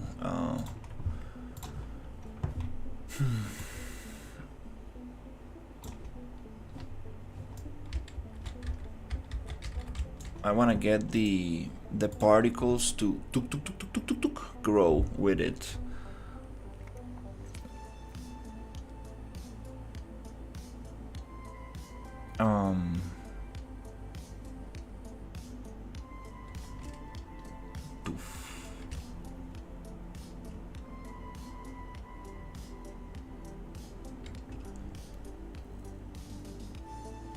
I wanna make a test. Does it hit me faster if I'm in the center or if I'm like far away? Does it really matter? That's the question. Not sure if this is working the right way. Also, my character has like big spheres that I think they receive damage. Let's see. It's not triggered.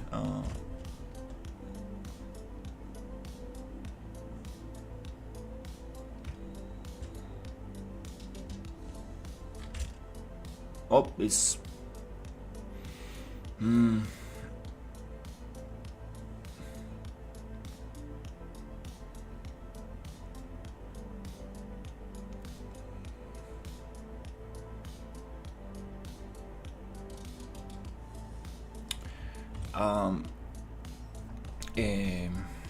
okay. Wow, my brain is overheating. It's like I haven't used these muscles in the brain for a long time. What we're gonna do is the same technique that I've been doing before with just try to get the sphere. Might not work, but let's try it.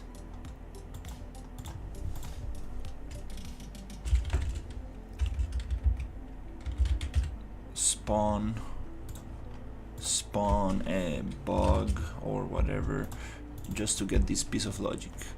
I want this piece of logic here.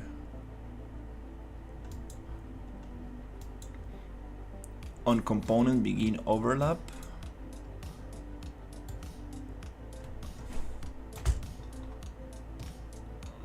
Do the thing. Might not work in this scenario, like with the fish logic that we had.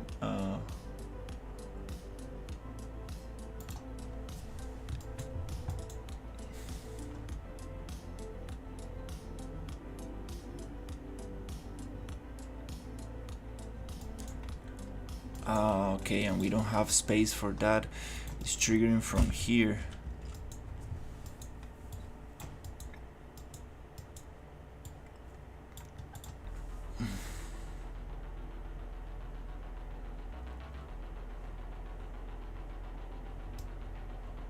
Oh, we need a branch, I guess. Uh,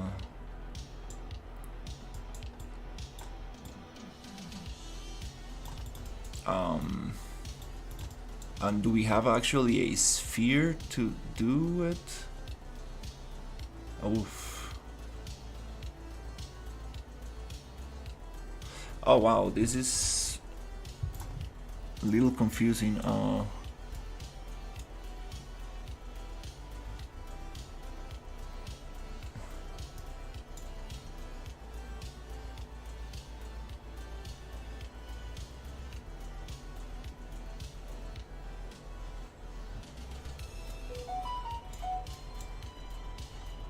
Should we use a sphere?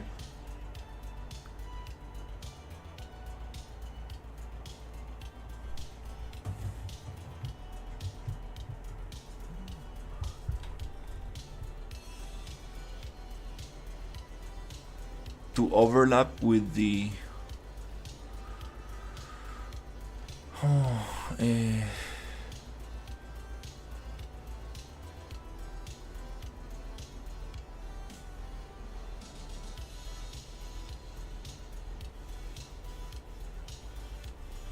no, there needs to be a better way. We're tracing a sphere already. Um,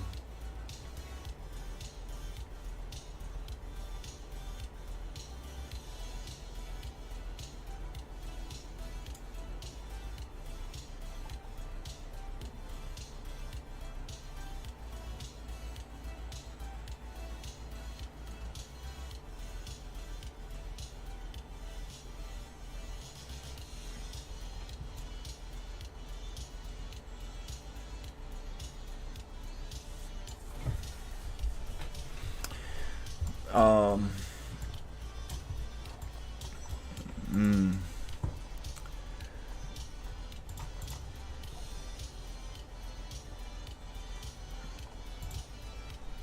there's no way to change collisions on this thing.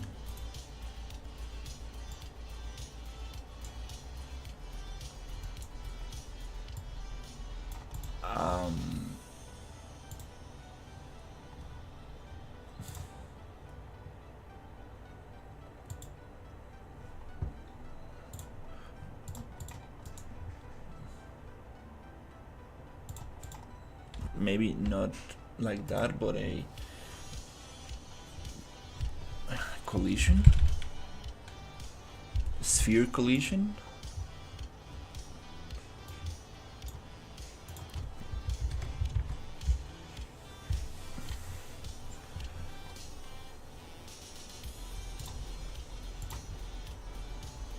On this sphere collision on component begin overlap, I think it is.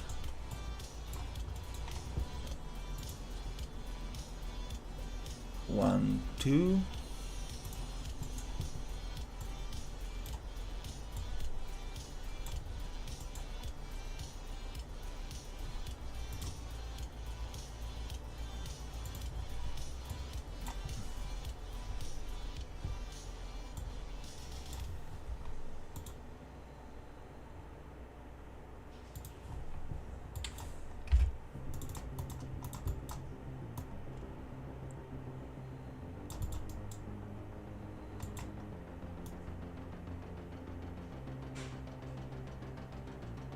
Okay.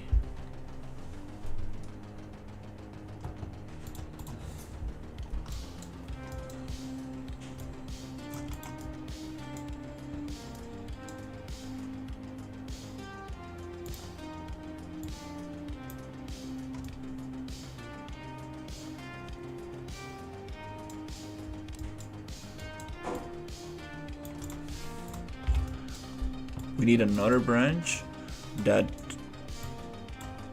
gives permission to damage.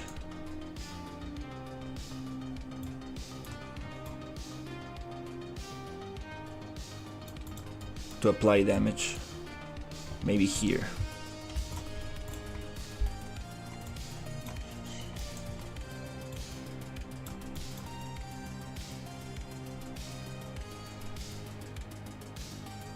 No, it's not like that. It's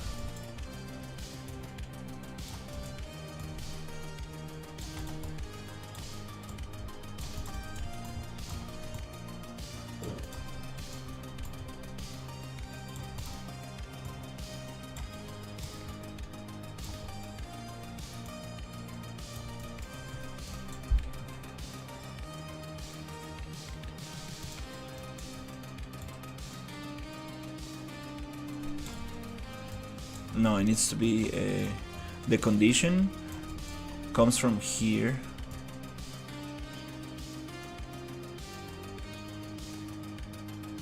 Is it a bool that we need to add instead of a branch? I believe like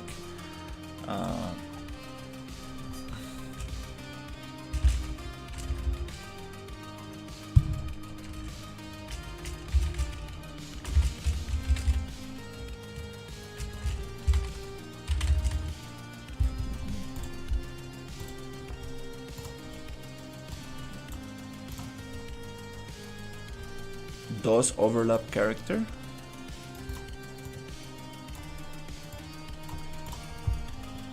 Yes, it does overlap character. Push it here as the condition to receive damage.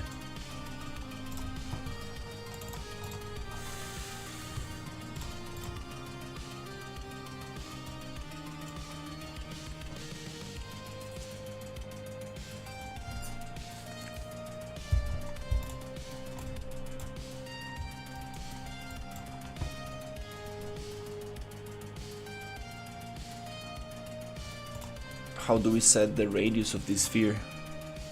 Sphere radius.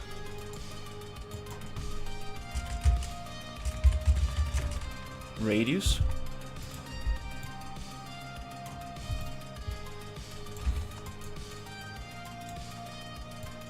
That sphere radius needs to be set somewhere here.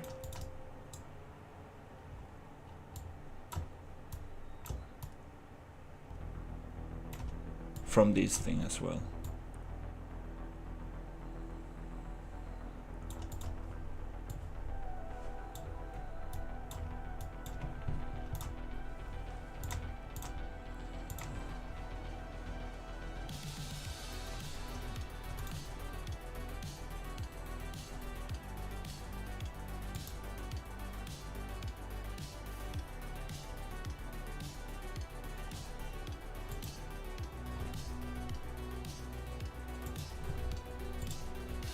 Okay, we got something that makes a little bit of sense. Let's see if actually it hits only the character capsule instead of the other spheres.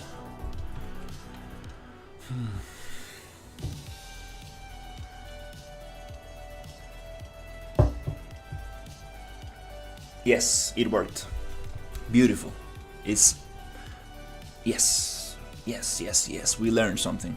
So it's bypassing this bunch of stuff, but it's only hitting the player capsule. Beautiful. Yes, let's go. Okay, so next step, we know that works. So player character, let's hide all my things. Hidden in game. Yep.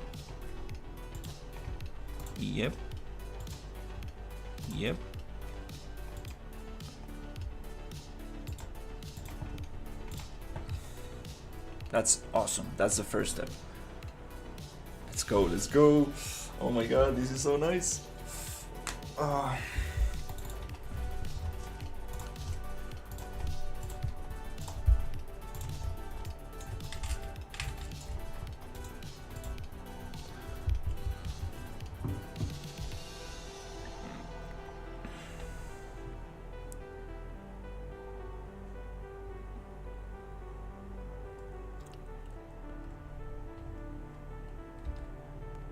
Doom. It makes it nice. It only makes damage. Beautiful. It only makes damage to the character sphere. Yeah. Let's go. Shoot it again. Doom. There you go. Yes. I need this logic for the cocoon as well. Because you get hit way before, because we have a huge sphere on top of the character. That's gonna be very annoying to get those hitboxes wrong. So cool. Next step is going to be try to align those Niagara effects with this.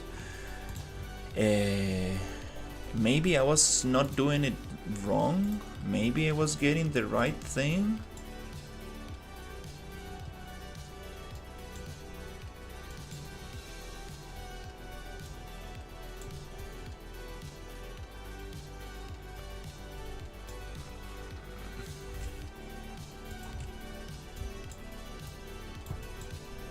Maybe we can do it from damage here. Maybe we can actually link this up.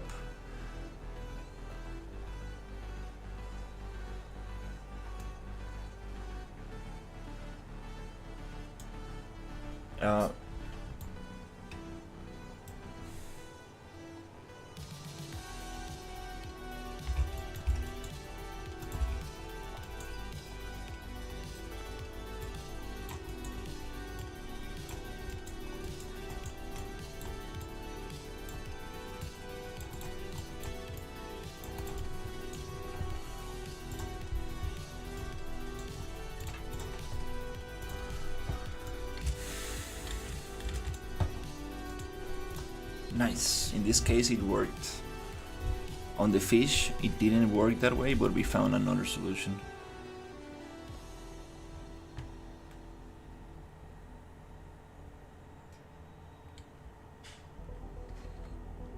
Doom.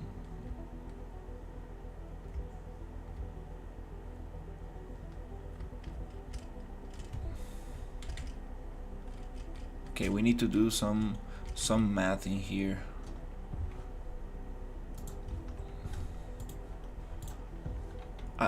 I wish I could just use the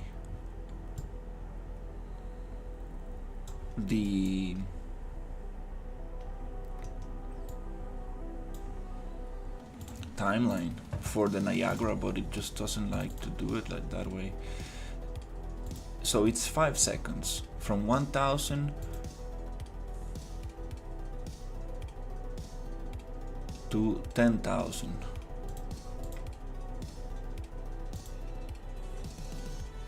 5 seconds.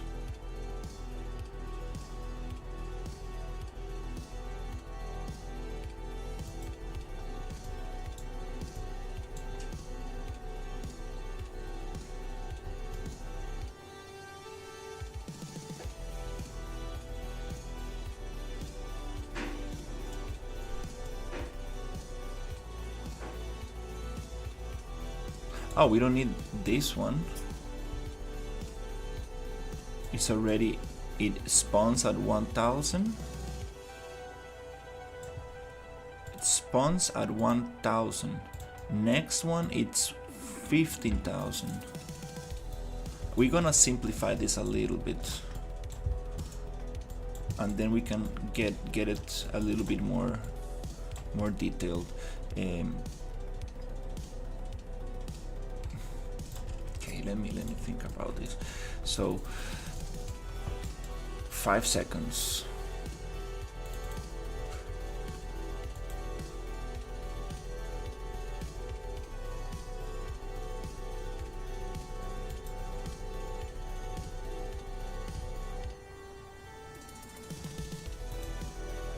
Starts at 1000. Okay.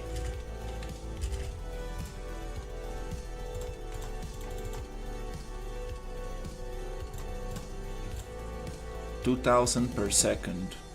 That's how it goes. 2,000 per second. So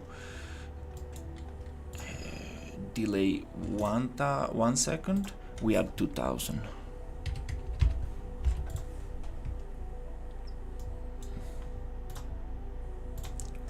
Delay 2 seconds.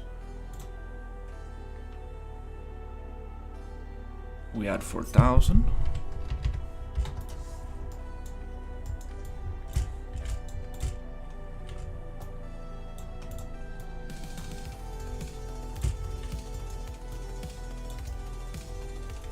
Delay 3 seconds, delay 4 seconds,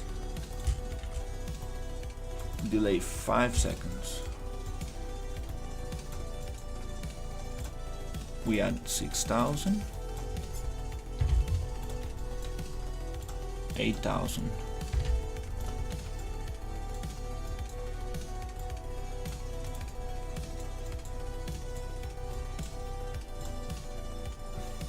And the math is wrong. The math should be it starts at 1,000.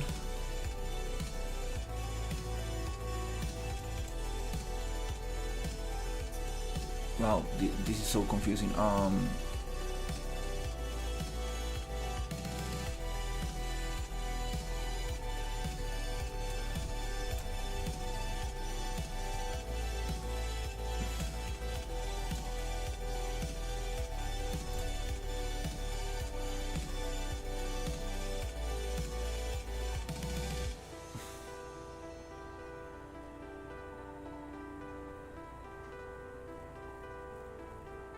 1,000.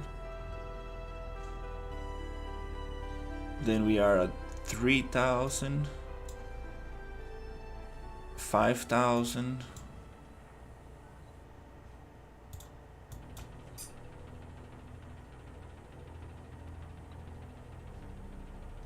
7,000,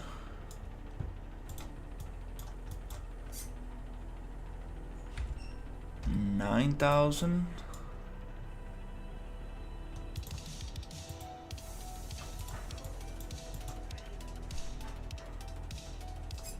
10,000.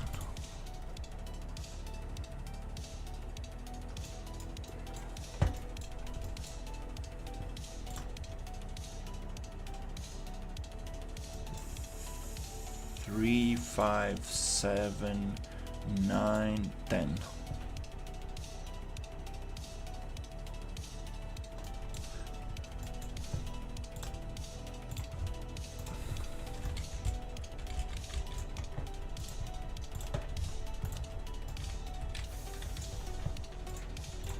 Okay. Let's see if it makes any sense. Oh,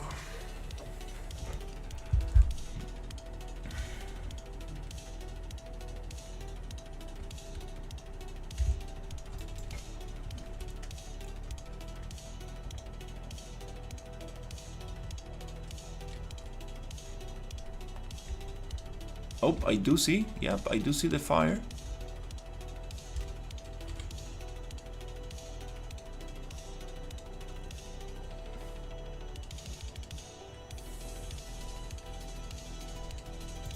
It's just too spread apart. Doesn't have that illusion of growing fire.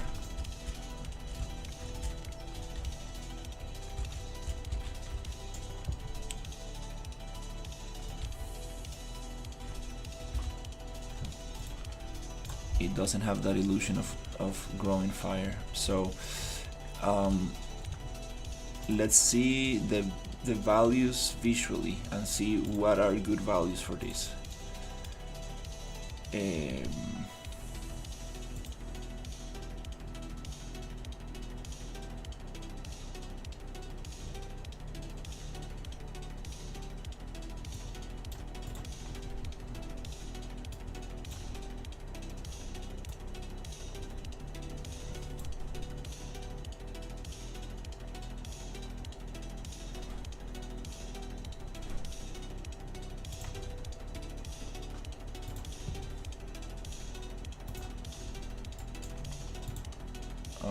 Can I search this in the content browser?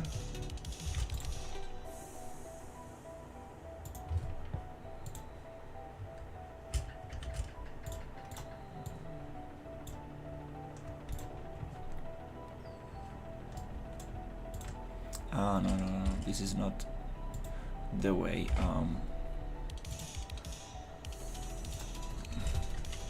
This is the one.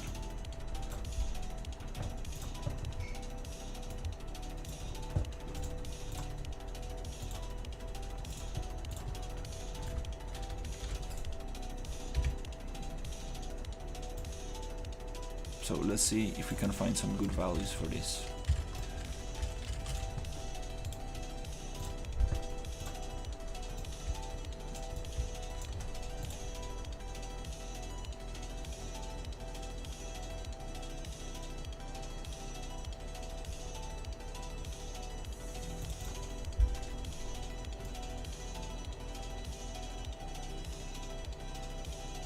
Zero 0.3, it was very good.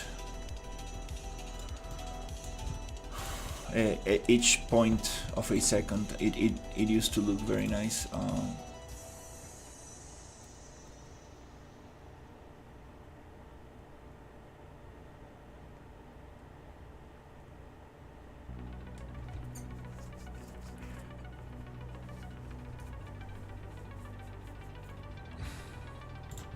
Just need to make sure that when the ring hits, I get the VFX for it.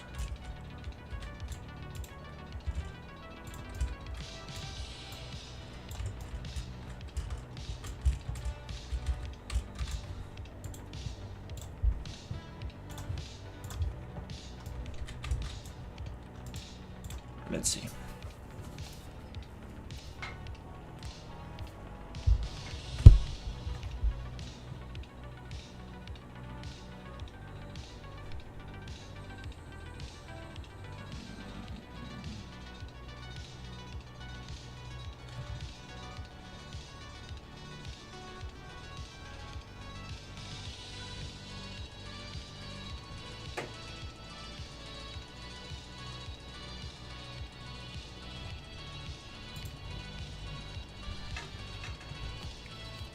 That's kind of hard to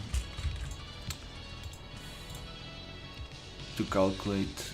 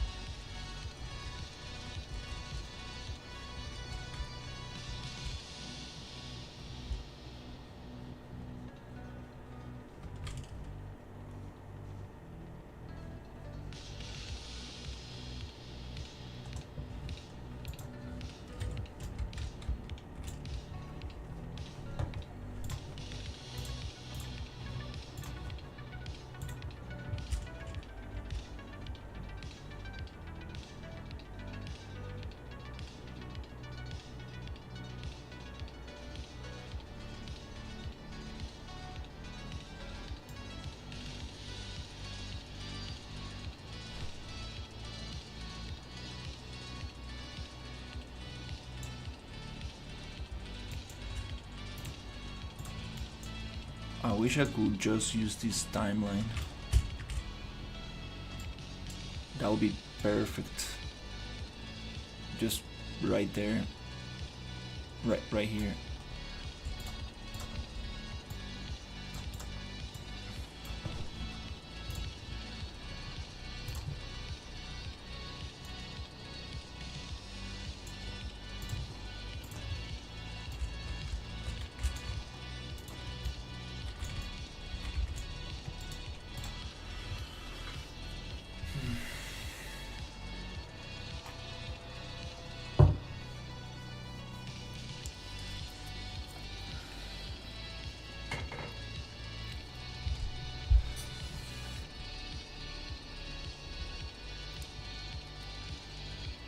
No, the timeline does not work.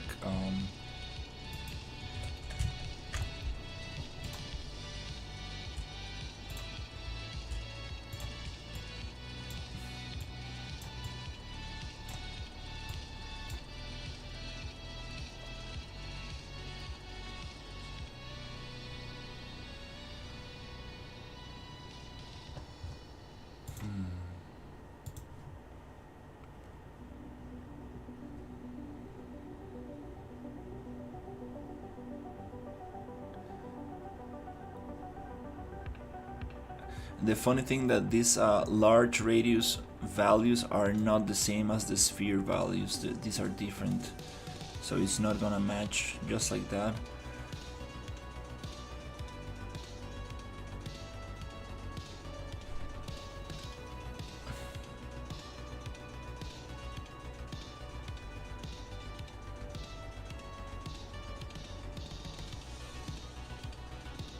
Yeah, wow.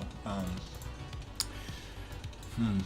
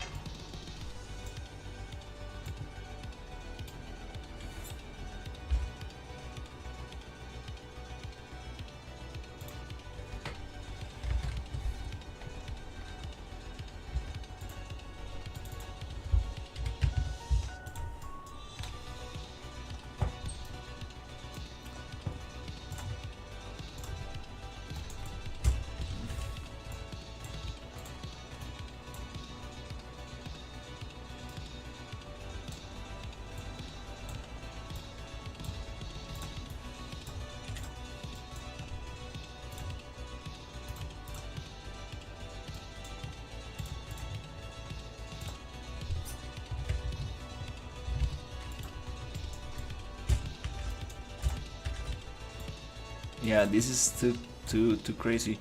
I don't know if BSG is still there.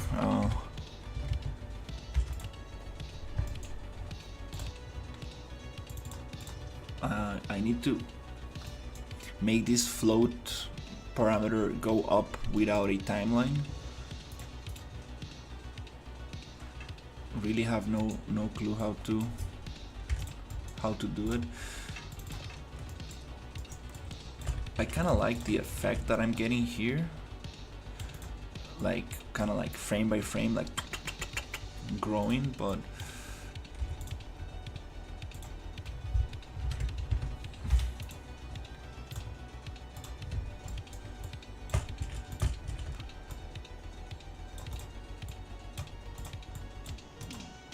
this is gonna be crazy to just align and get.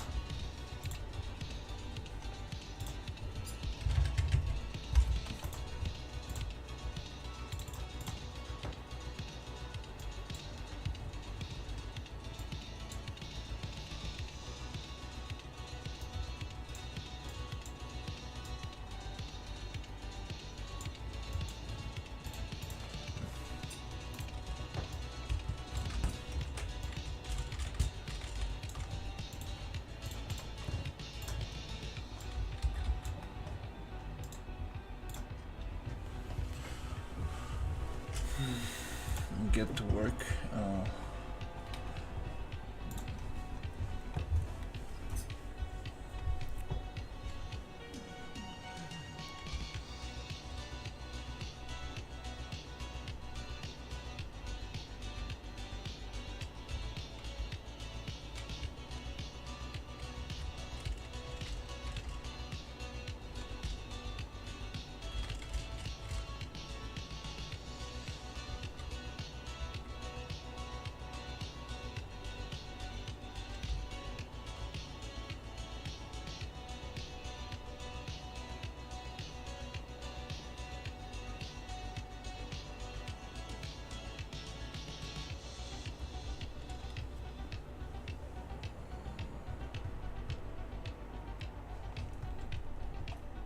It's somewhere there.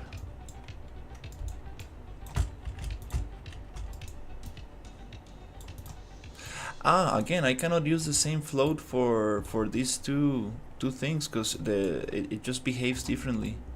So the large radius is not the same as the sphere radius. They're not gonna respond equally, so that strategy does not works anyways.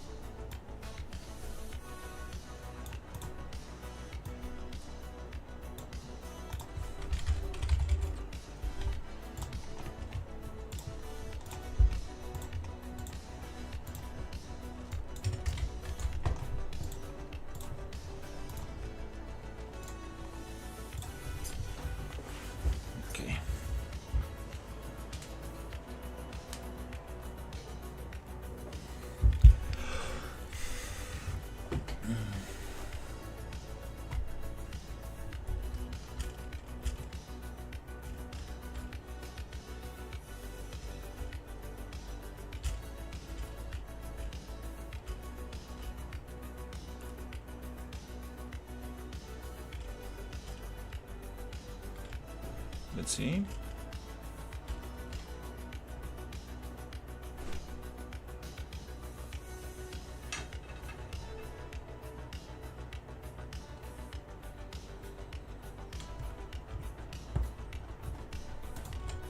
I feel like it needs to go faster.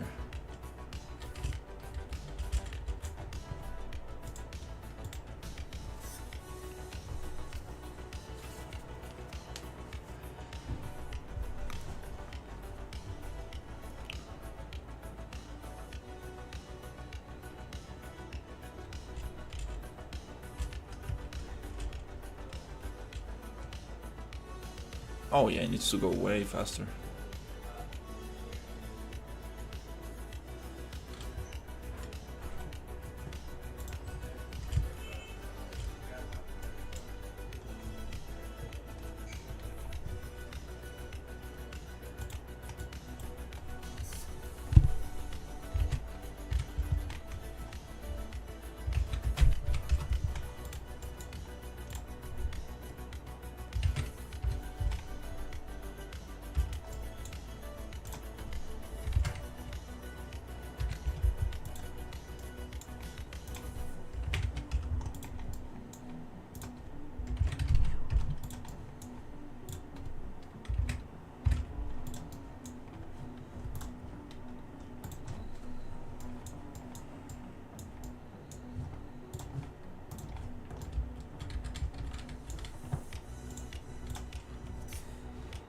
Needs to go way, way faster.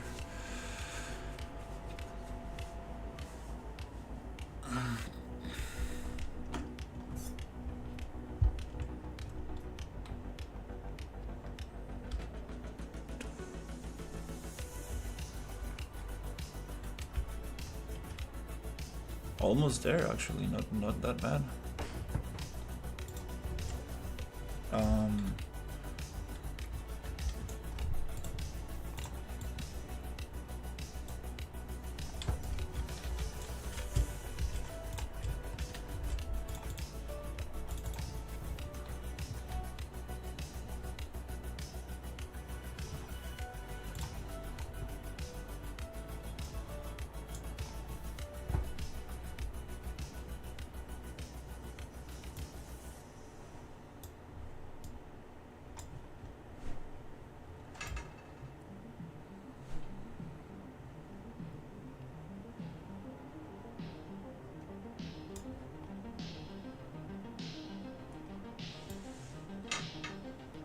We used to have velocity exposed as well.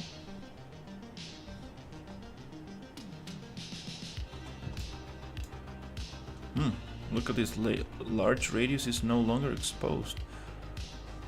How come? Yeah, it is.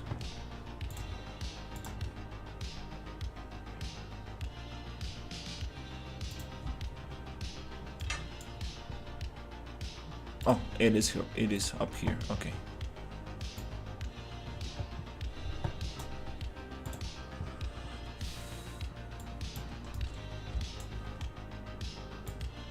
Maybe we can add some other effect.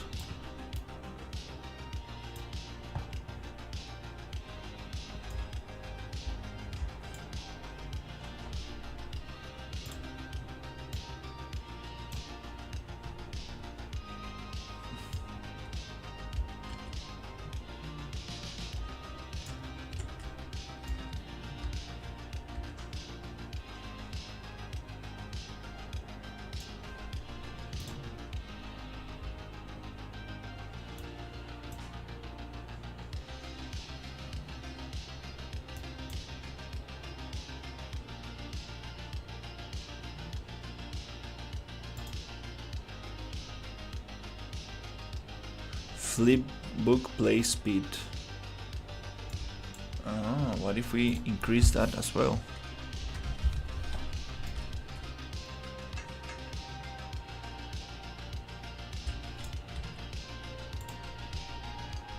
Does it make it like spawn faster?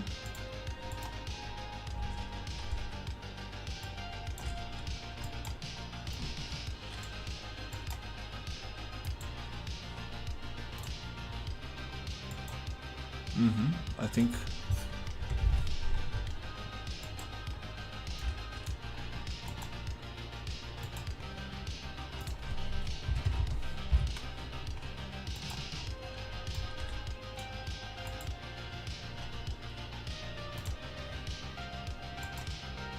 No, I think it's the same.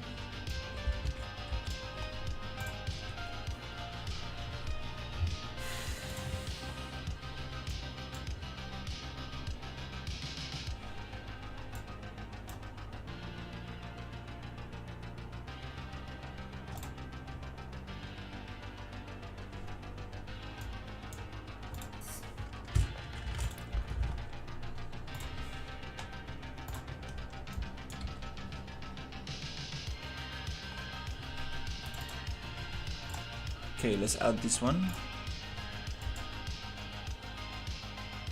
as well here.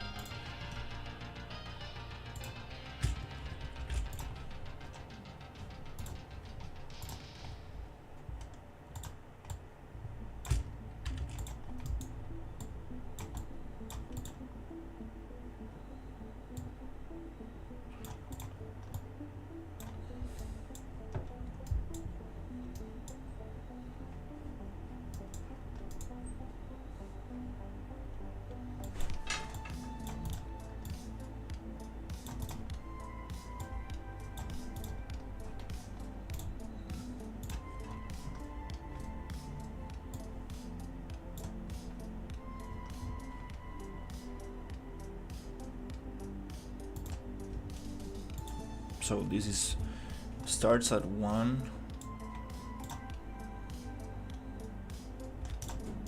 Let's try something like, then goes into 2.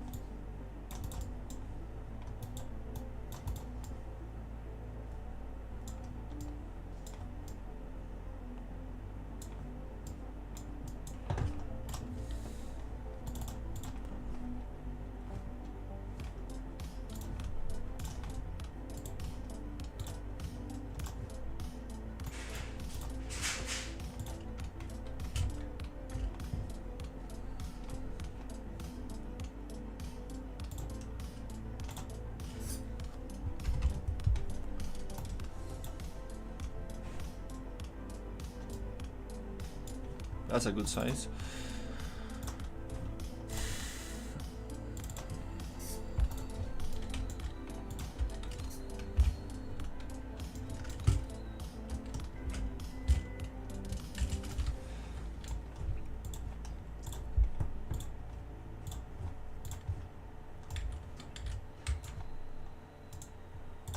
All right, let's see.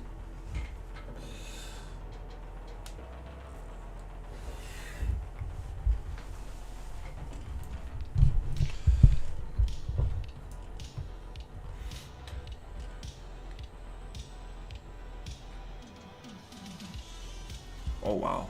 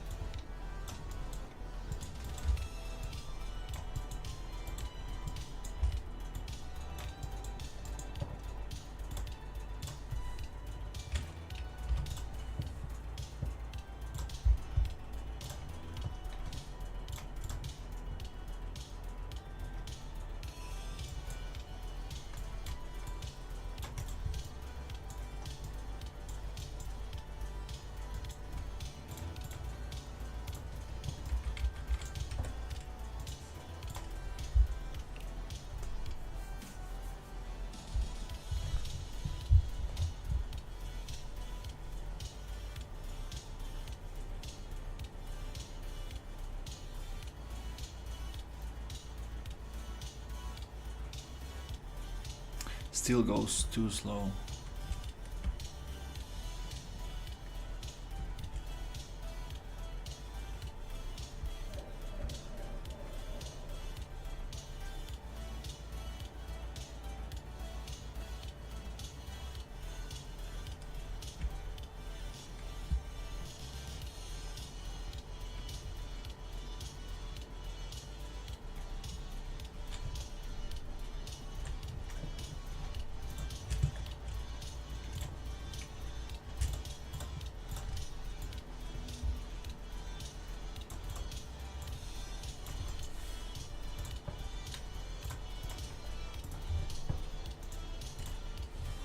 Still goes too slow.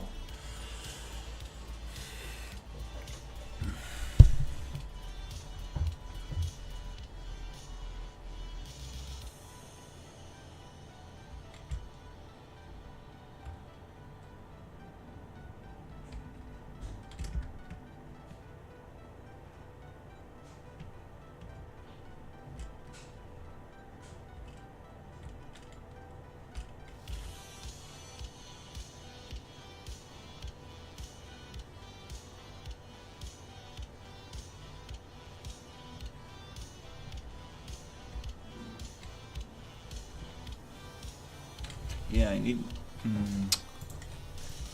I need to animate the Niagara particle. It just doesn't make sense to do it this way.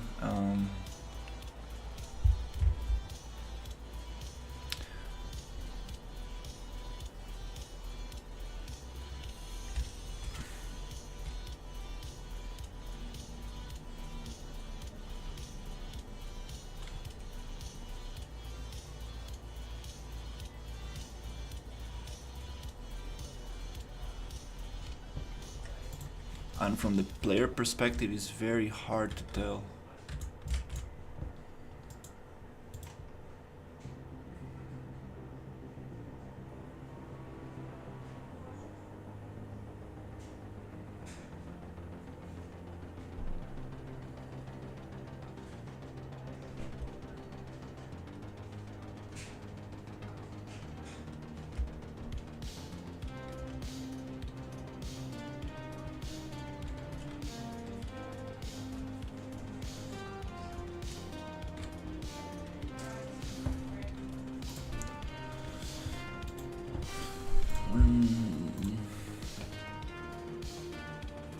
Я тут закрию, вони туди зараз відкрий собі.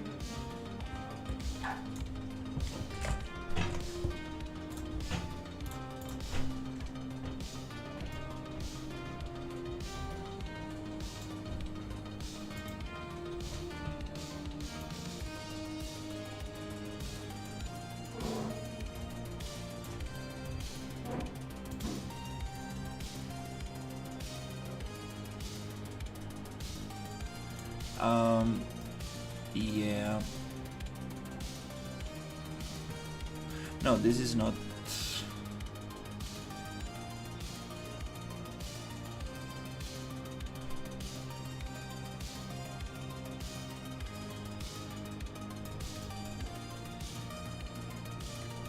it doesn't catch up with the speed of the fire.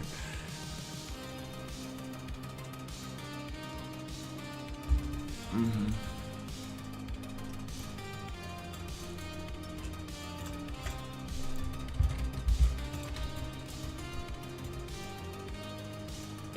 Definitely, we need some Niagara work.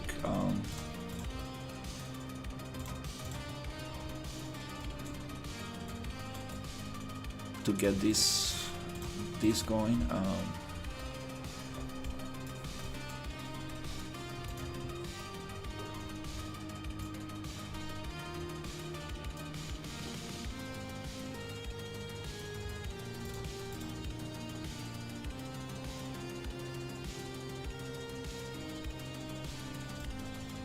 All right, so.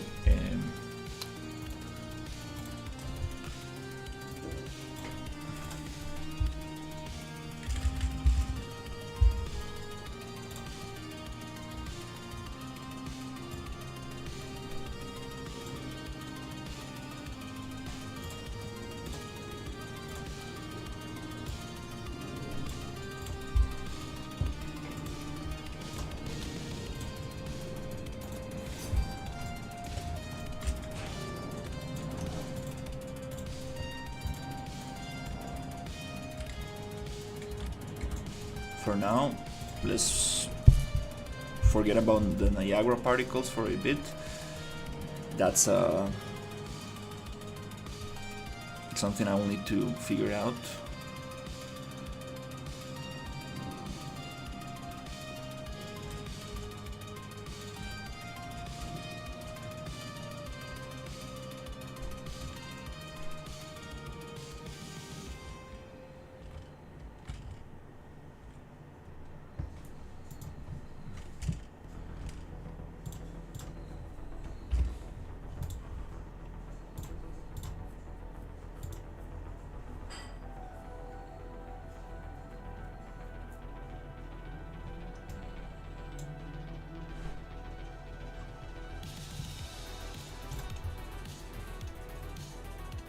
I'm wondering if we can do this a little differently.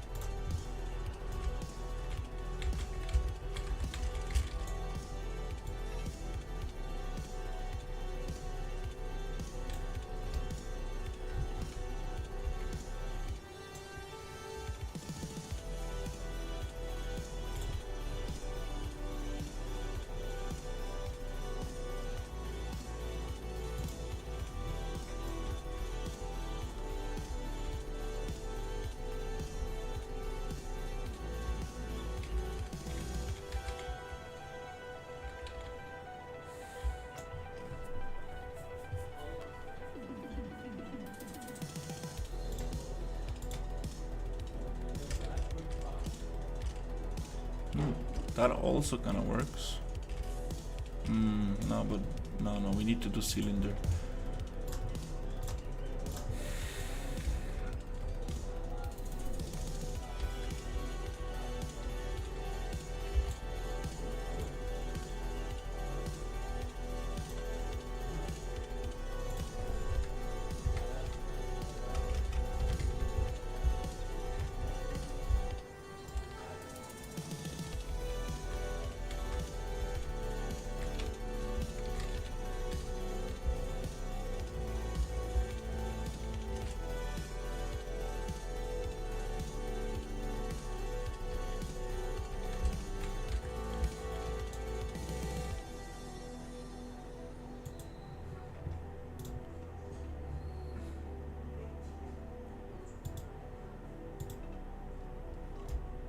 Oh, split angle.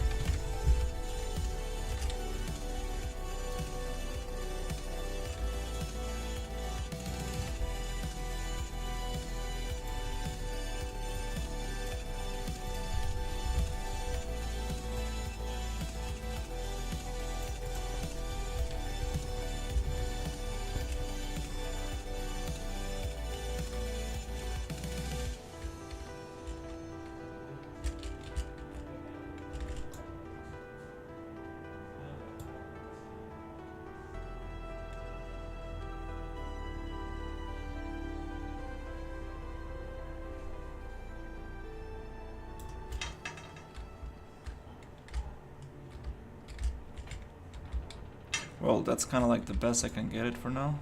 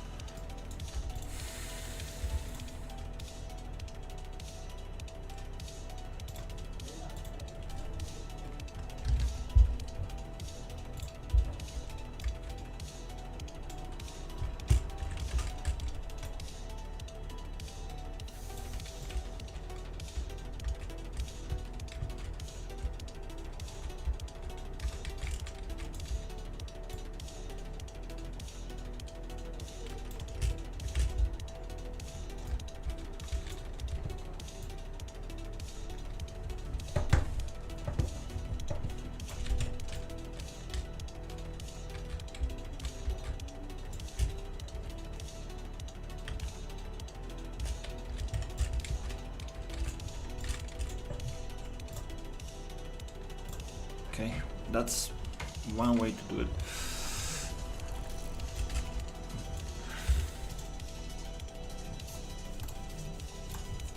For now.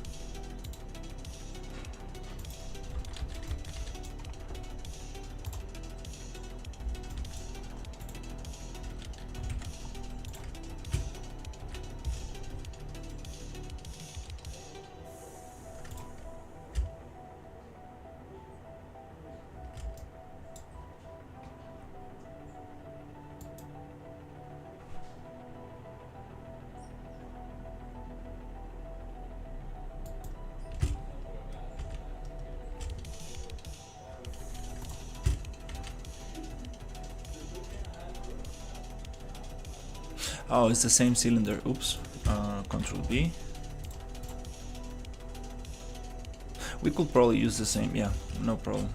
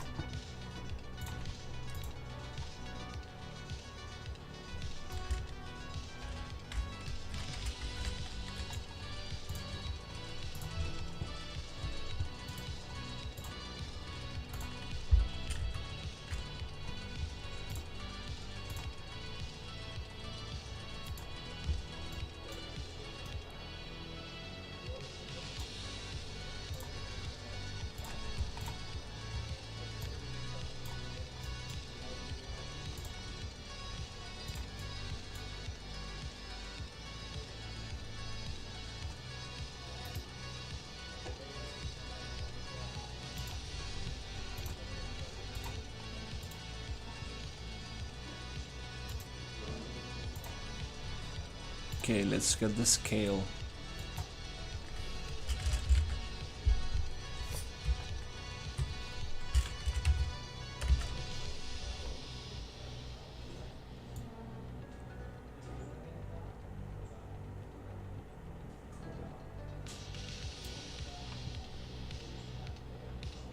World scale, relative, maybe world.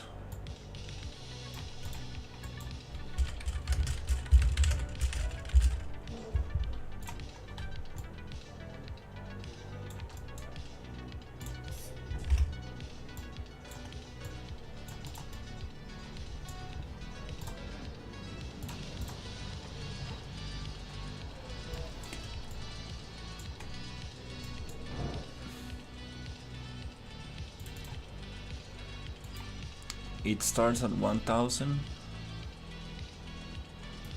It goes at 10,000.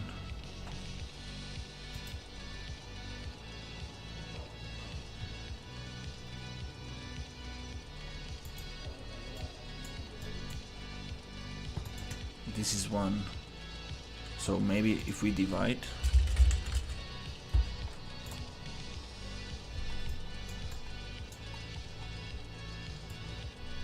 by 8000, it's gonna go back to 1, right? Makes sense. Goes back to 1.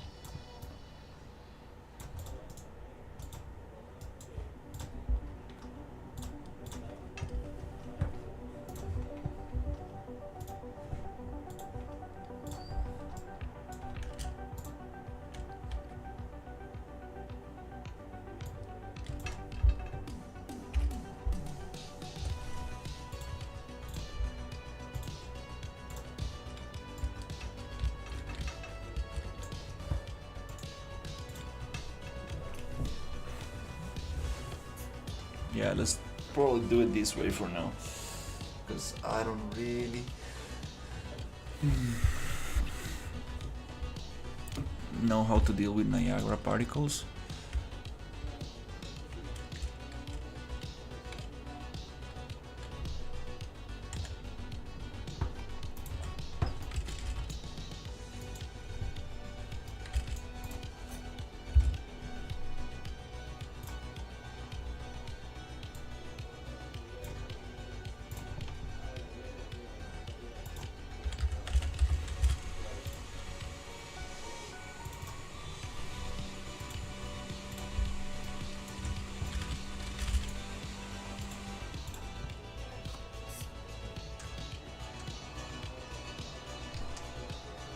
So I wanna see.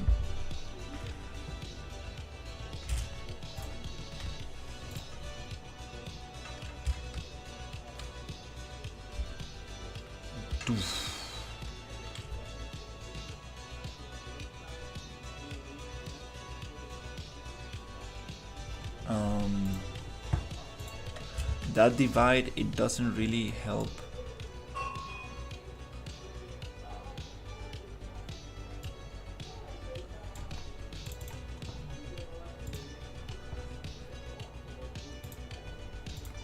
It needs to start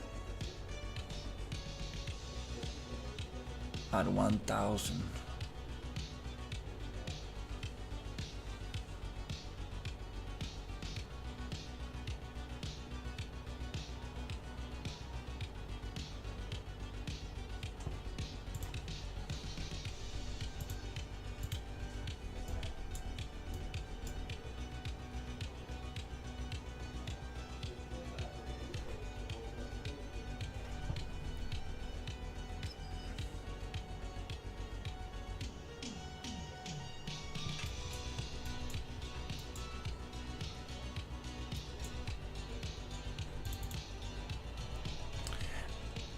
Let's make it start at 1.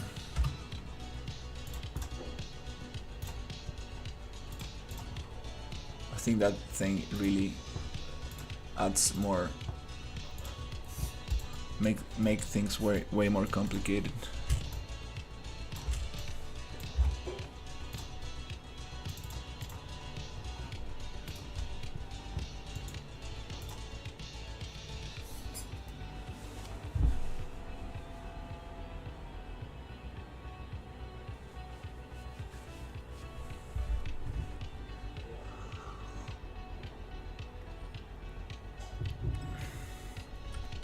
Boom, just goes very fast. It goes very fast. Still.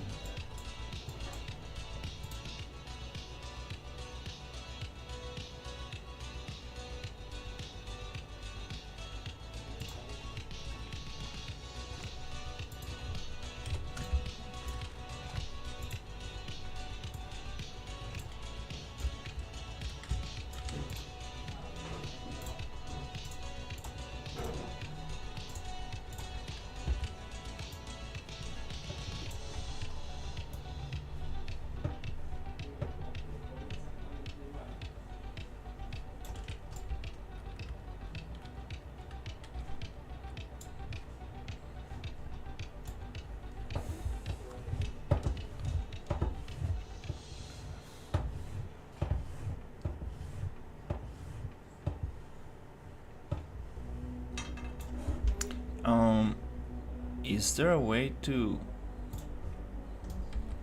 just do it on X?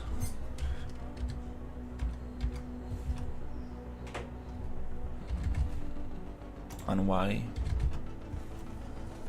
Oh, I see. The values are, I see, are totally different. So we do need a division.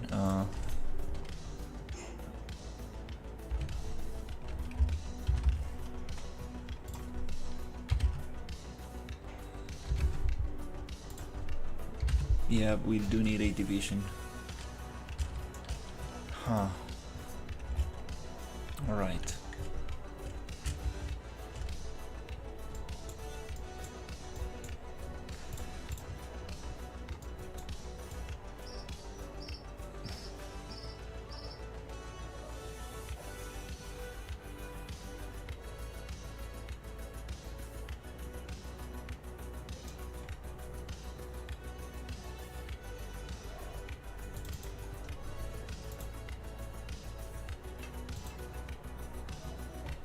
Okay.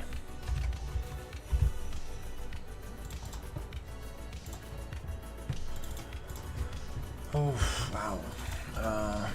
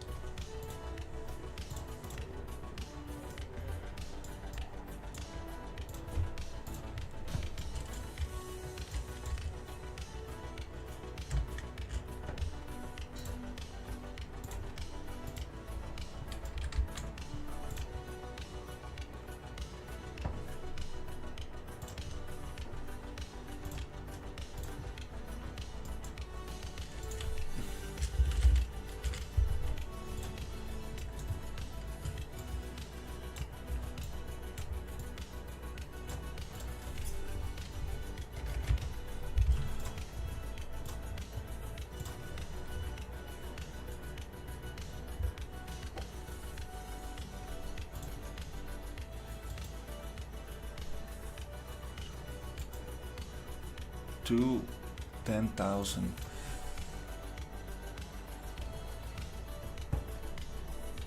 It's gonna be 8,000.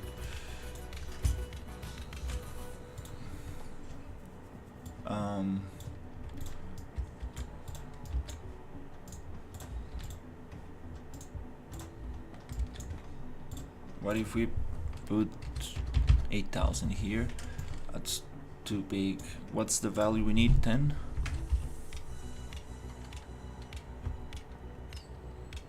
Five?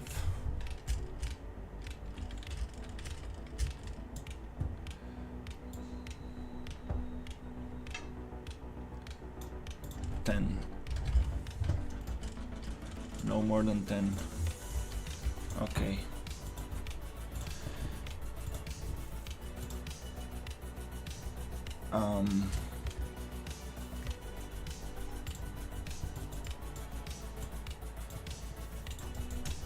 Can we clamp this value?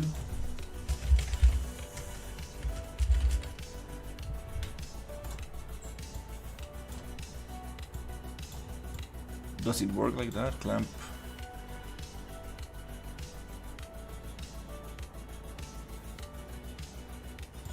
from 1 to 10?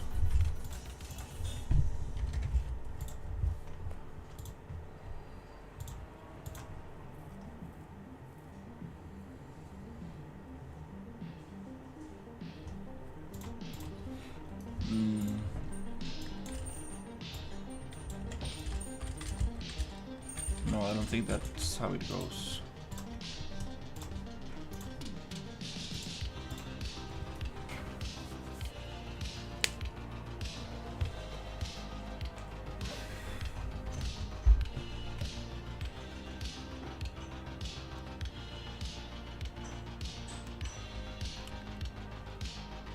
Poof, just blows up.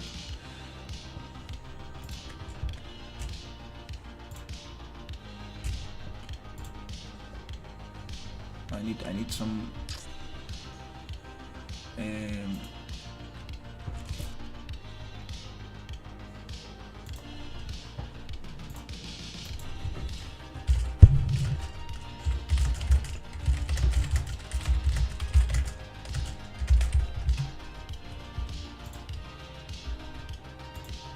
linear scaling.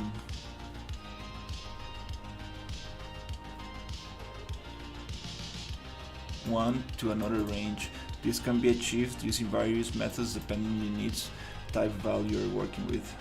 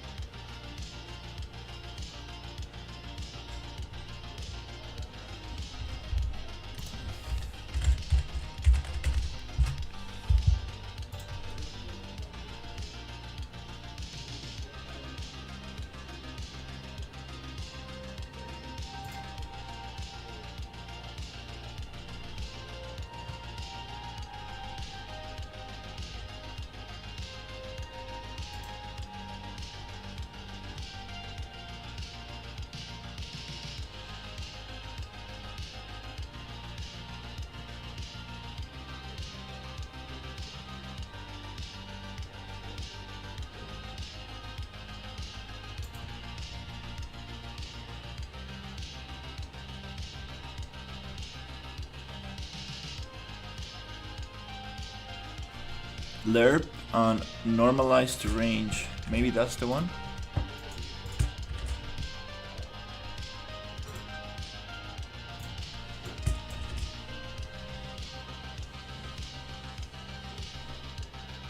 Maybe lerp.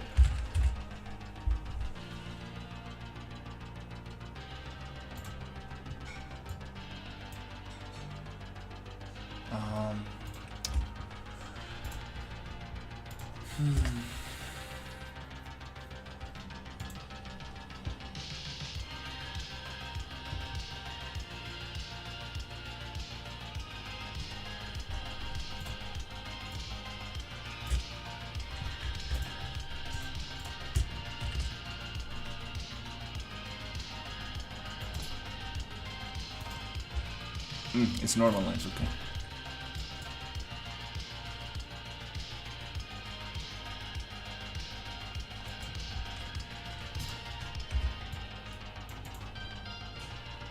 Ah, but I don't need this division, no. It's gonna just go straight.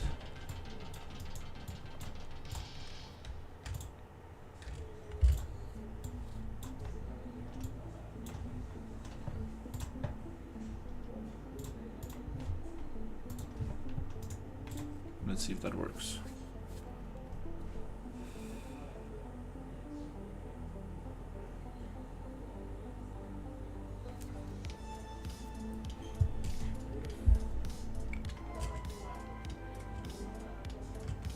Nope.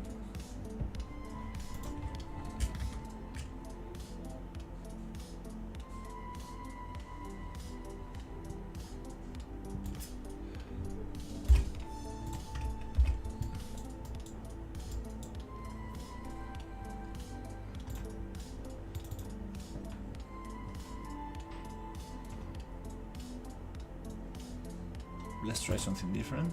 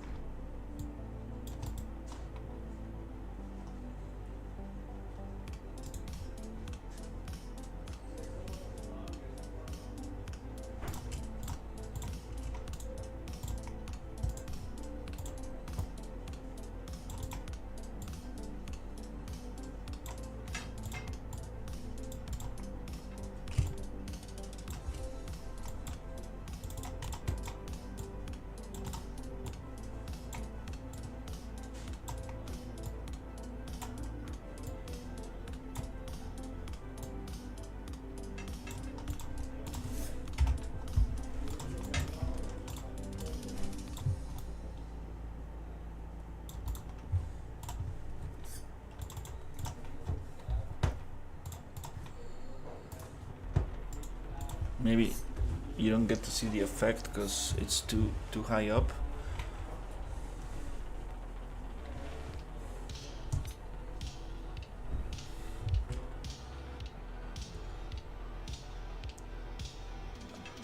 Oh wow, it happens too fast.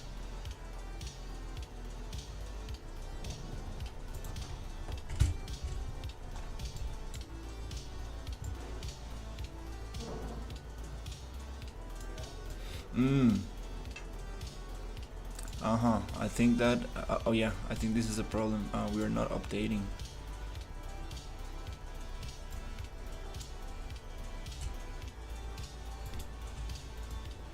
Or maybe this needs to happen somewhere here.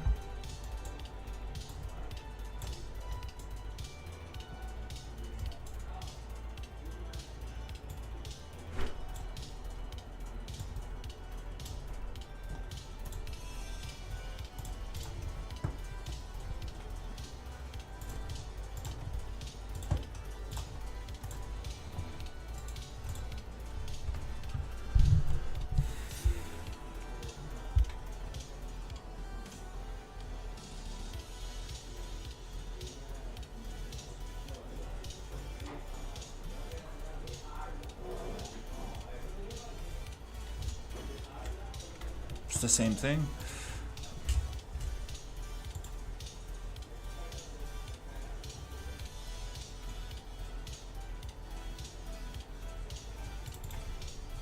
Is it the time that is too fast?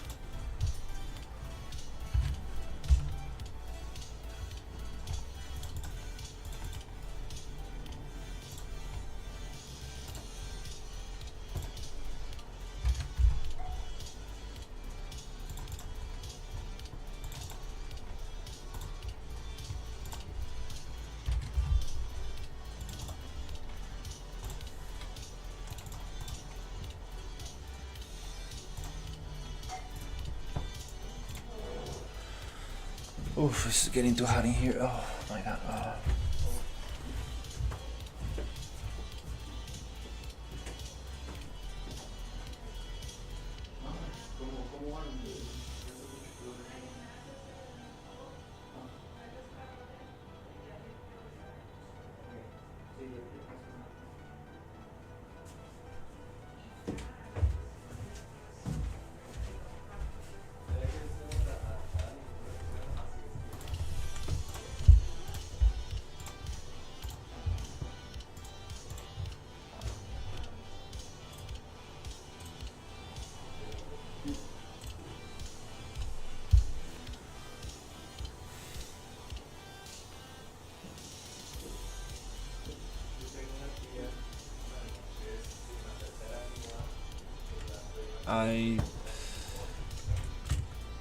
I don't get it.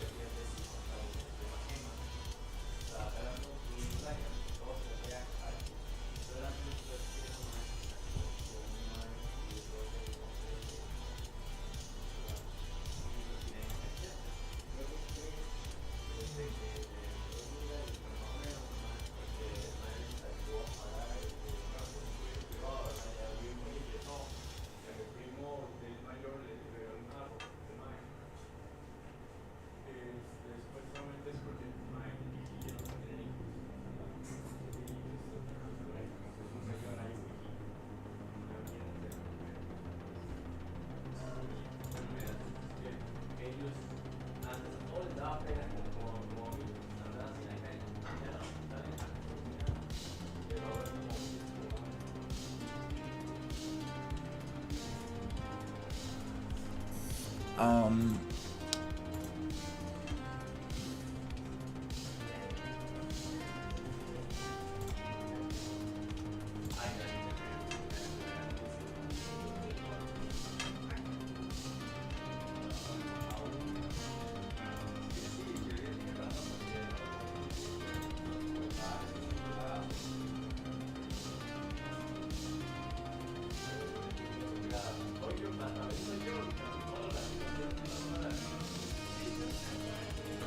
set world rotation. Look, scale. What if we do?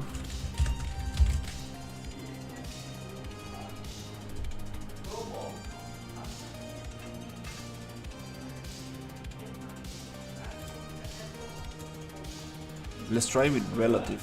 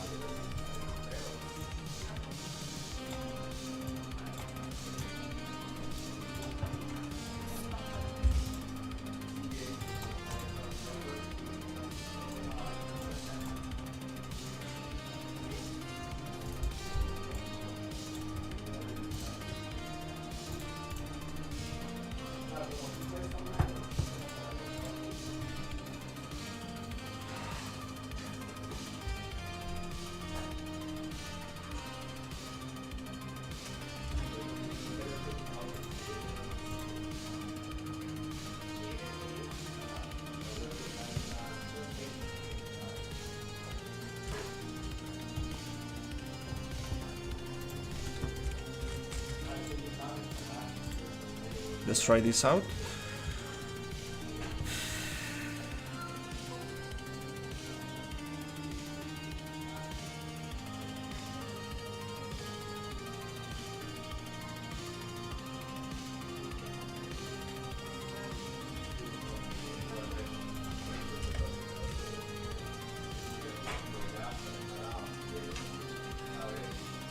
It's no, it needs to be set world.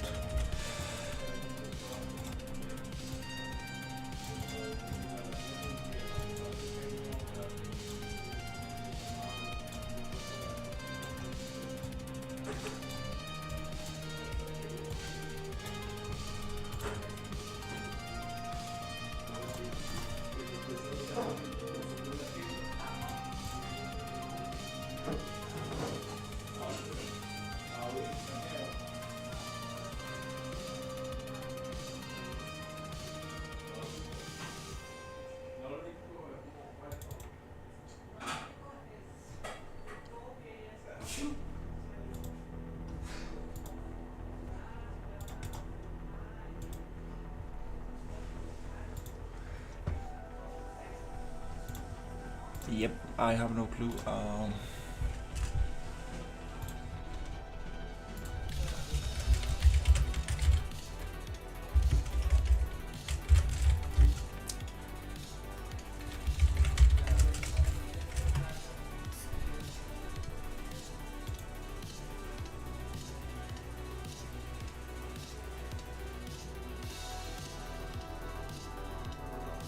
Vector track for scale? Oh.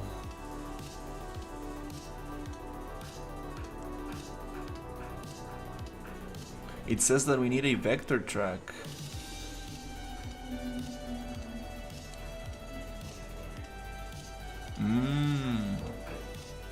But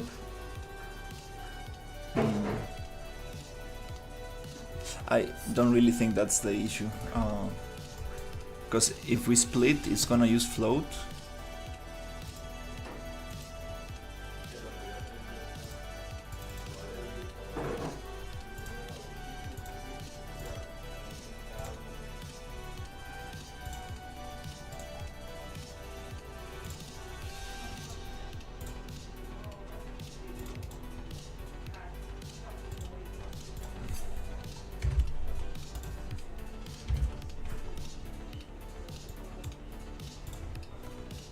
Let's try it like this, just to see if we get a result.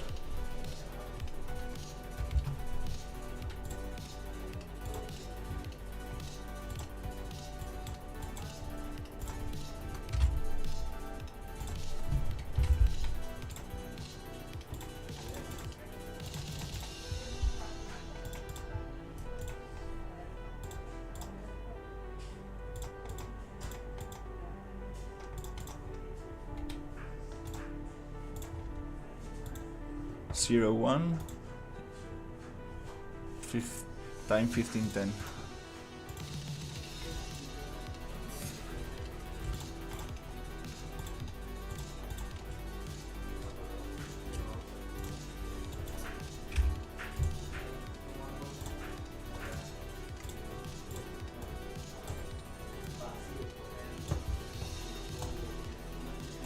I wanna see if this does the smooth scaling.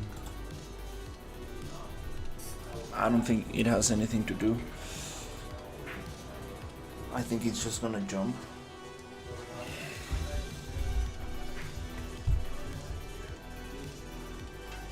Oh, it does.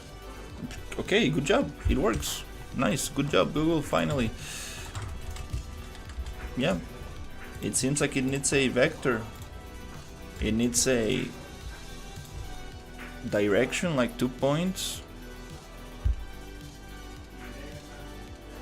Maybe that's why the Niagara was not working. Oh. Yeah, on your timeline there's a lot of settings also. Boom, it does damage. Old school transparency texture, just to start with. Alright, that's awesome. I feel very happy about this. Now I'm gonna take a little break because it's too hot right now. It's almost 1 p.m. Let's let the computer breathe a little bit and then we can continue.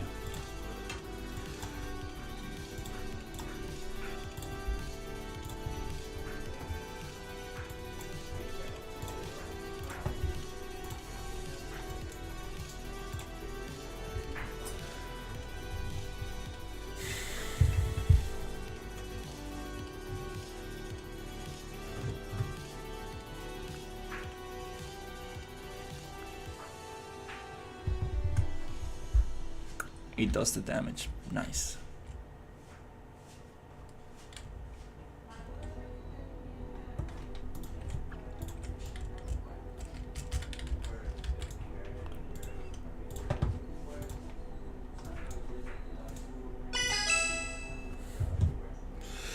Dee-dee-dee.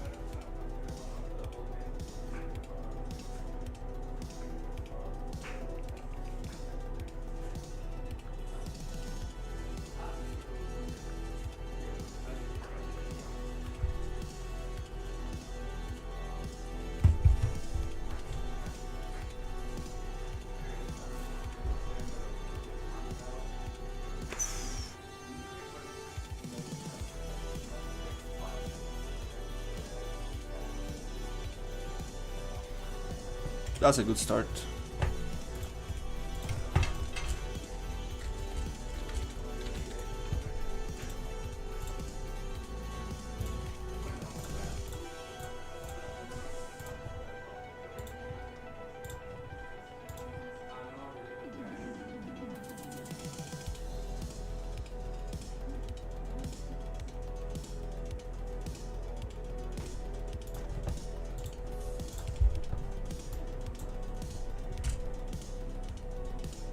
Alright, so I'll take a little break and continue in a little bit.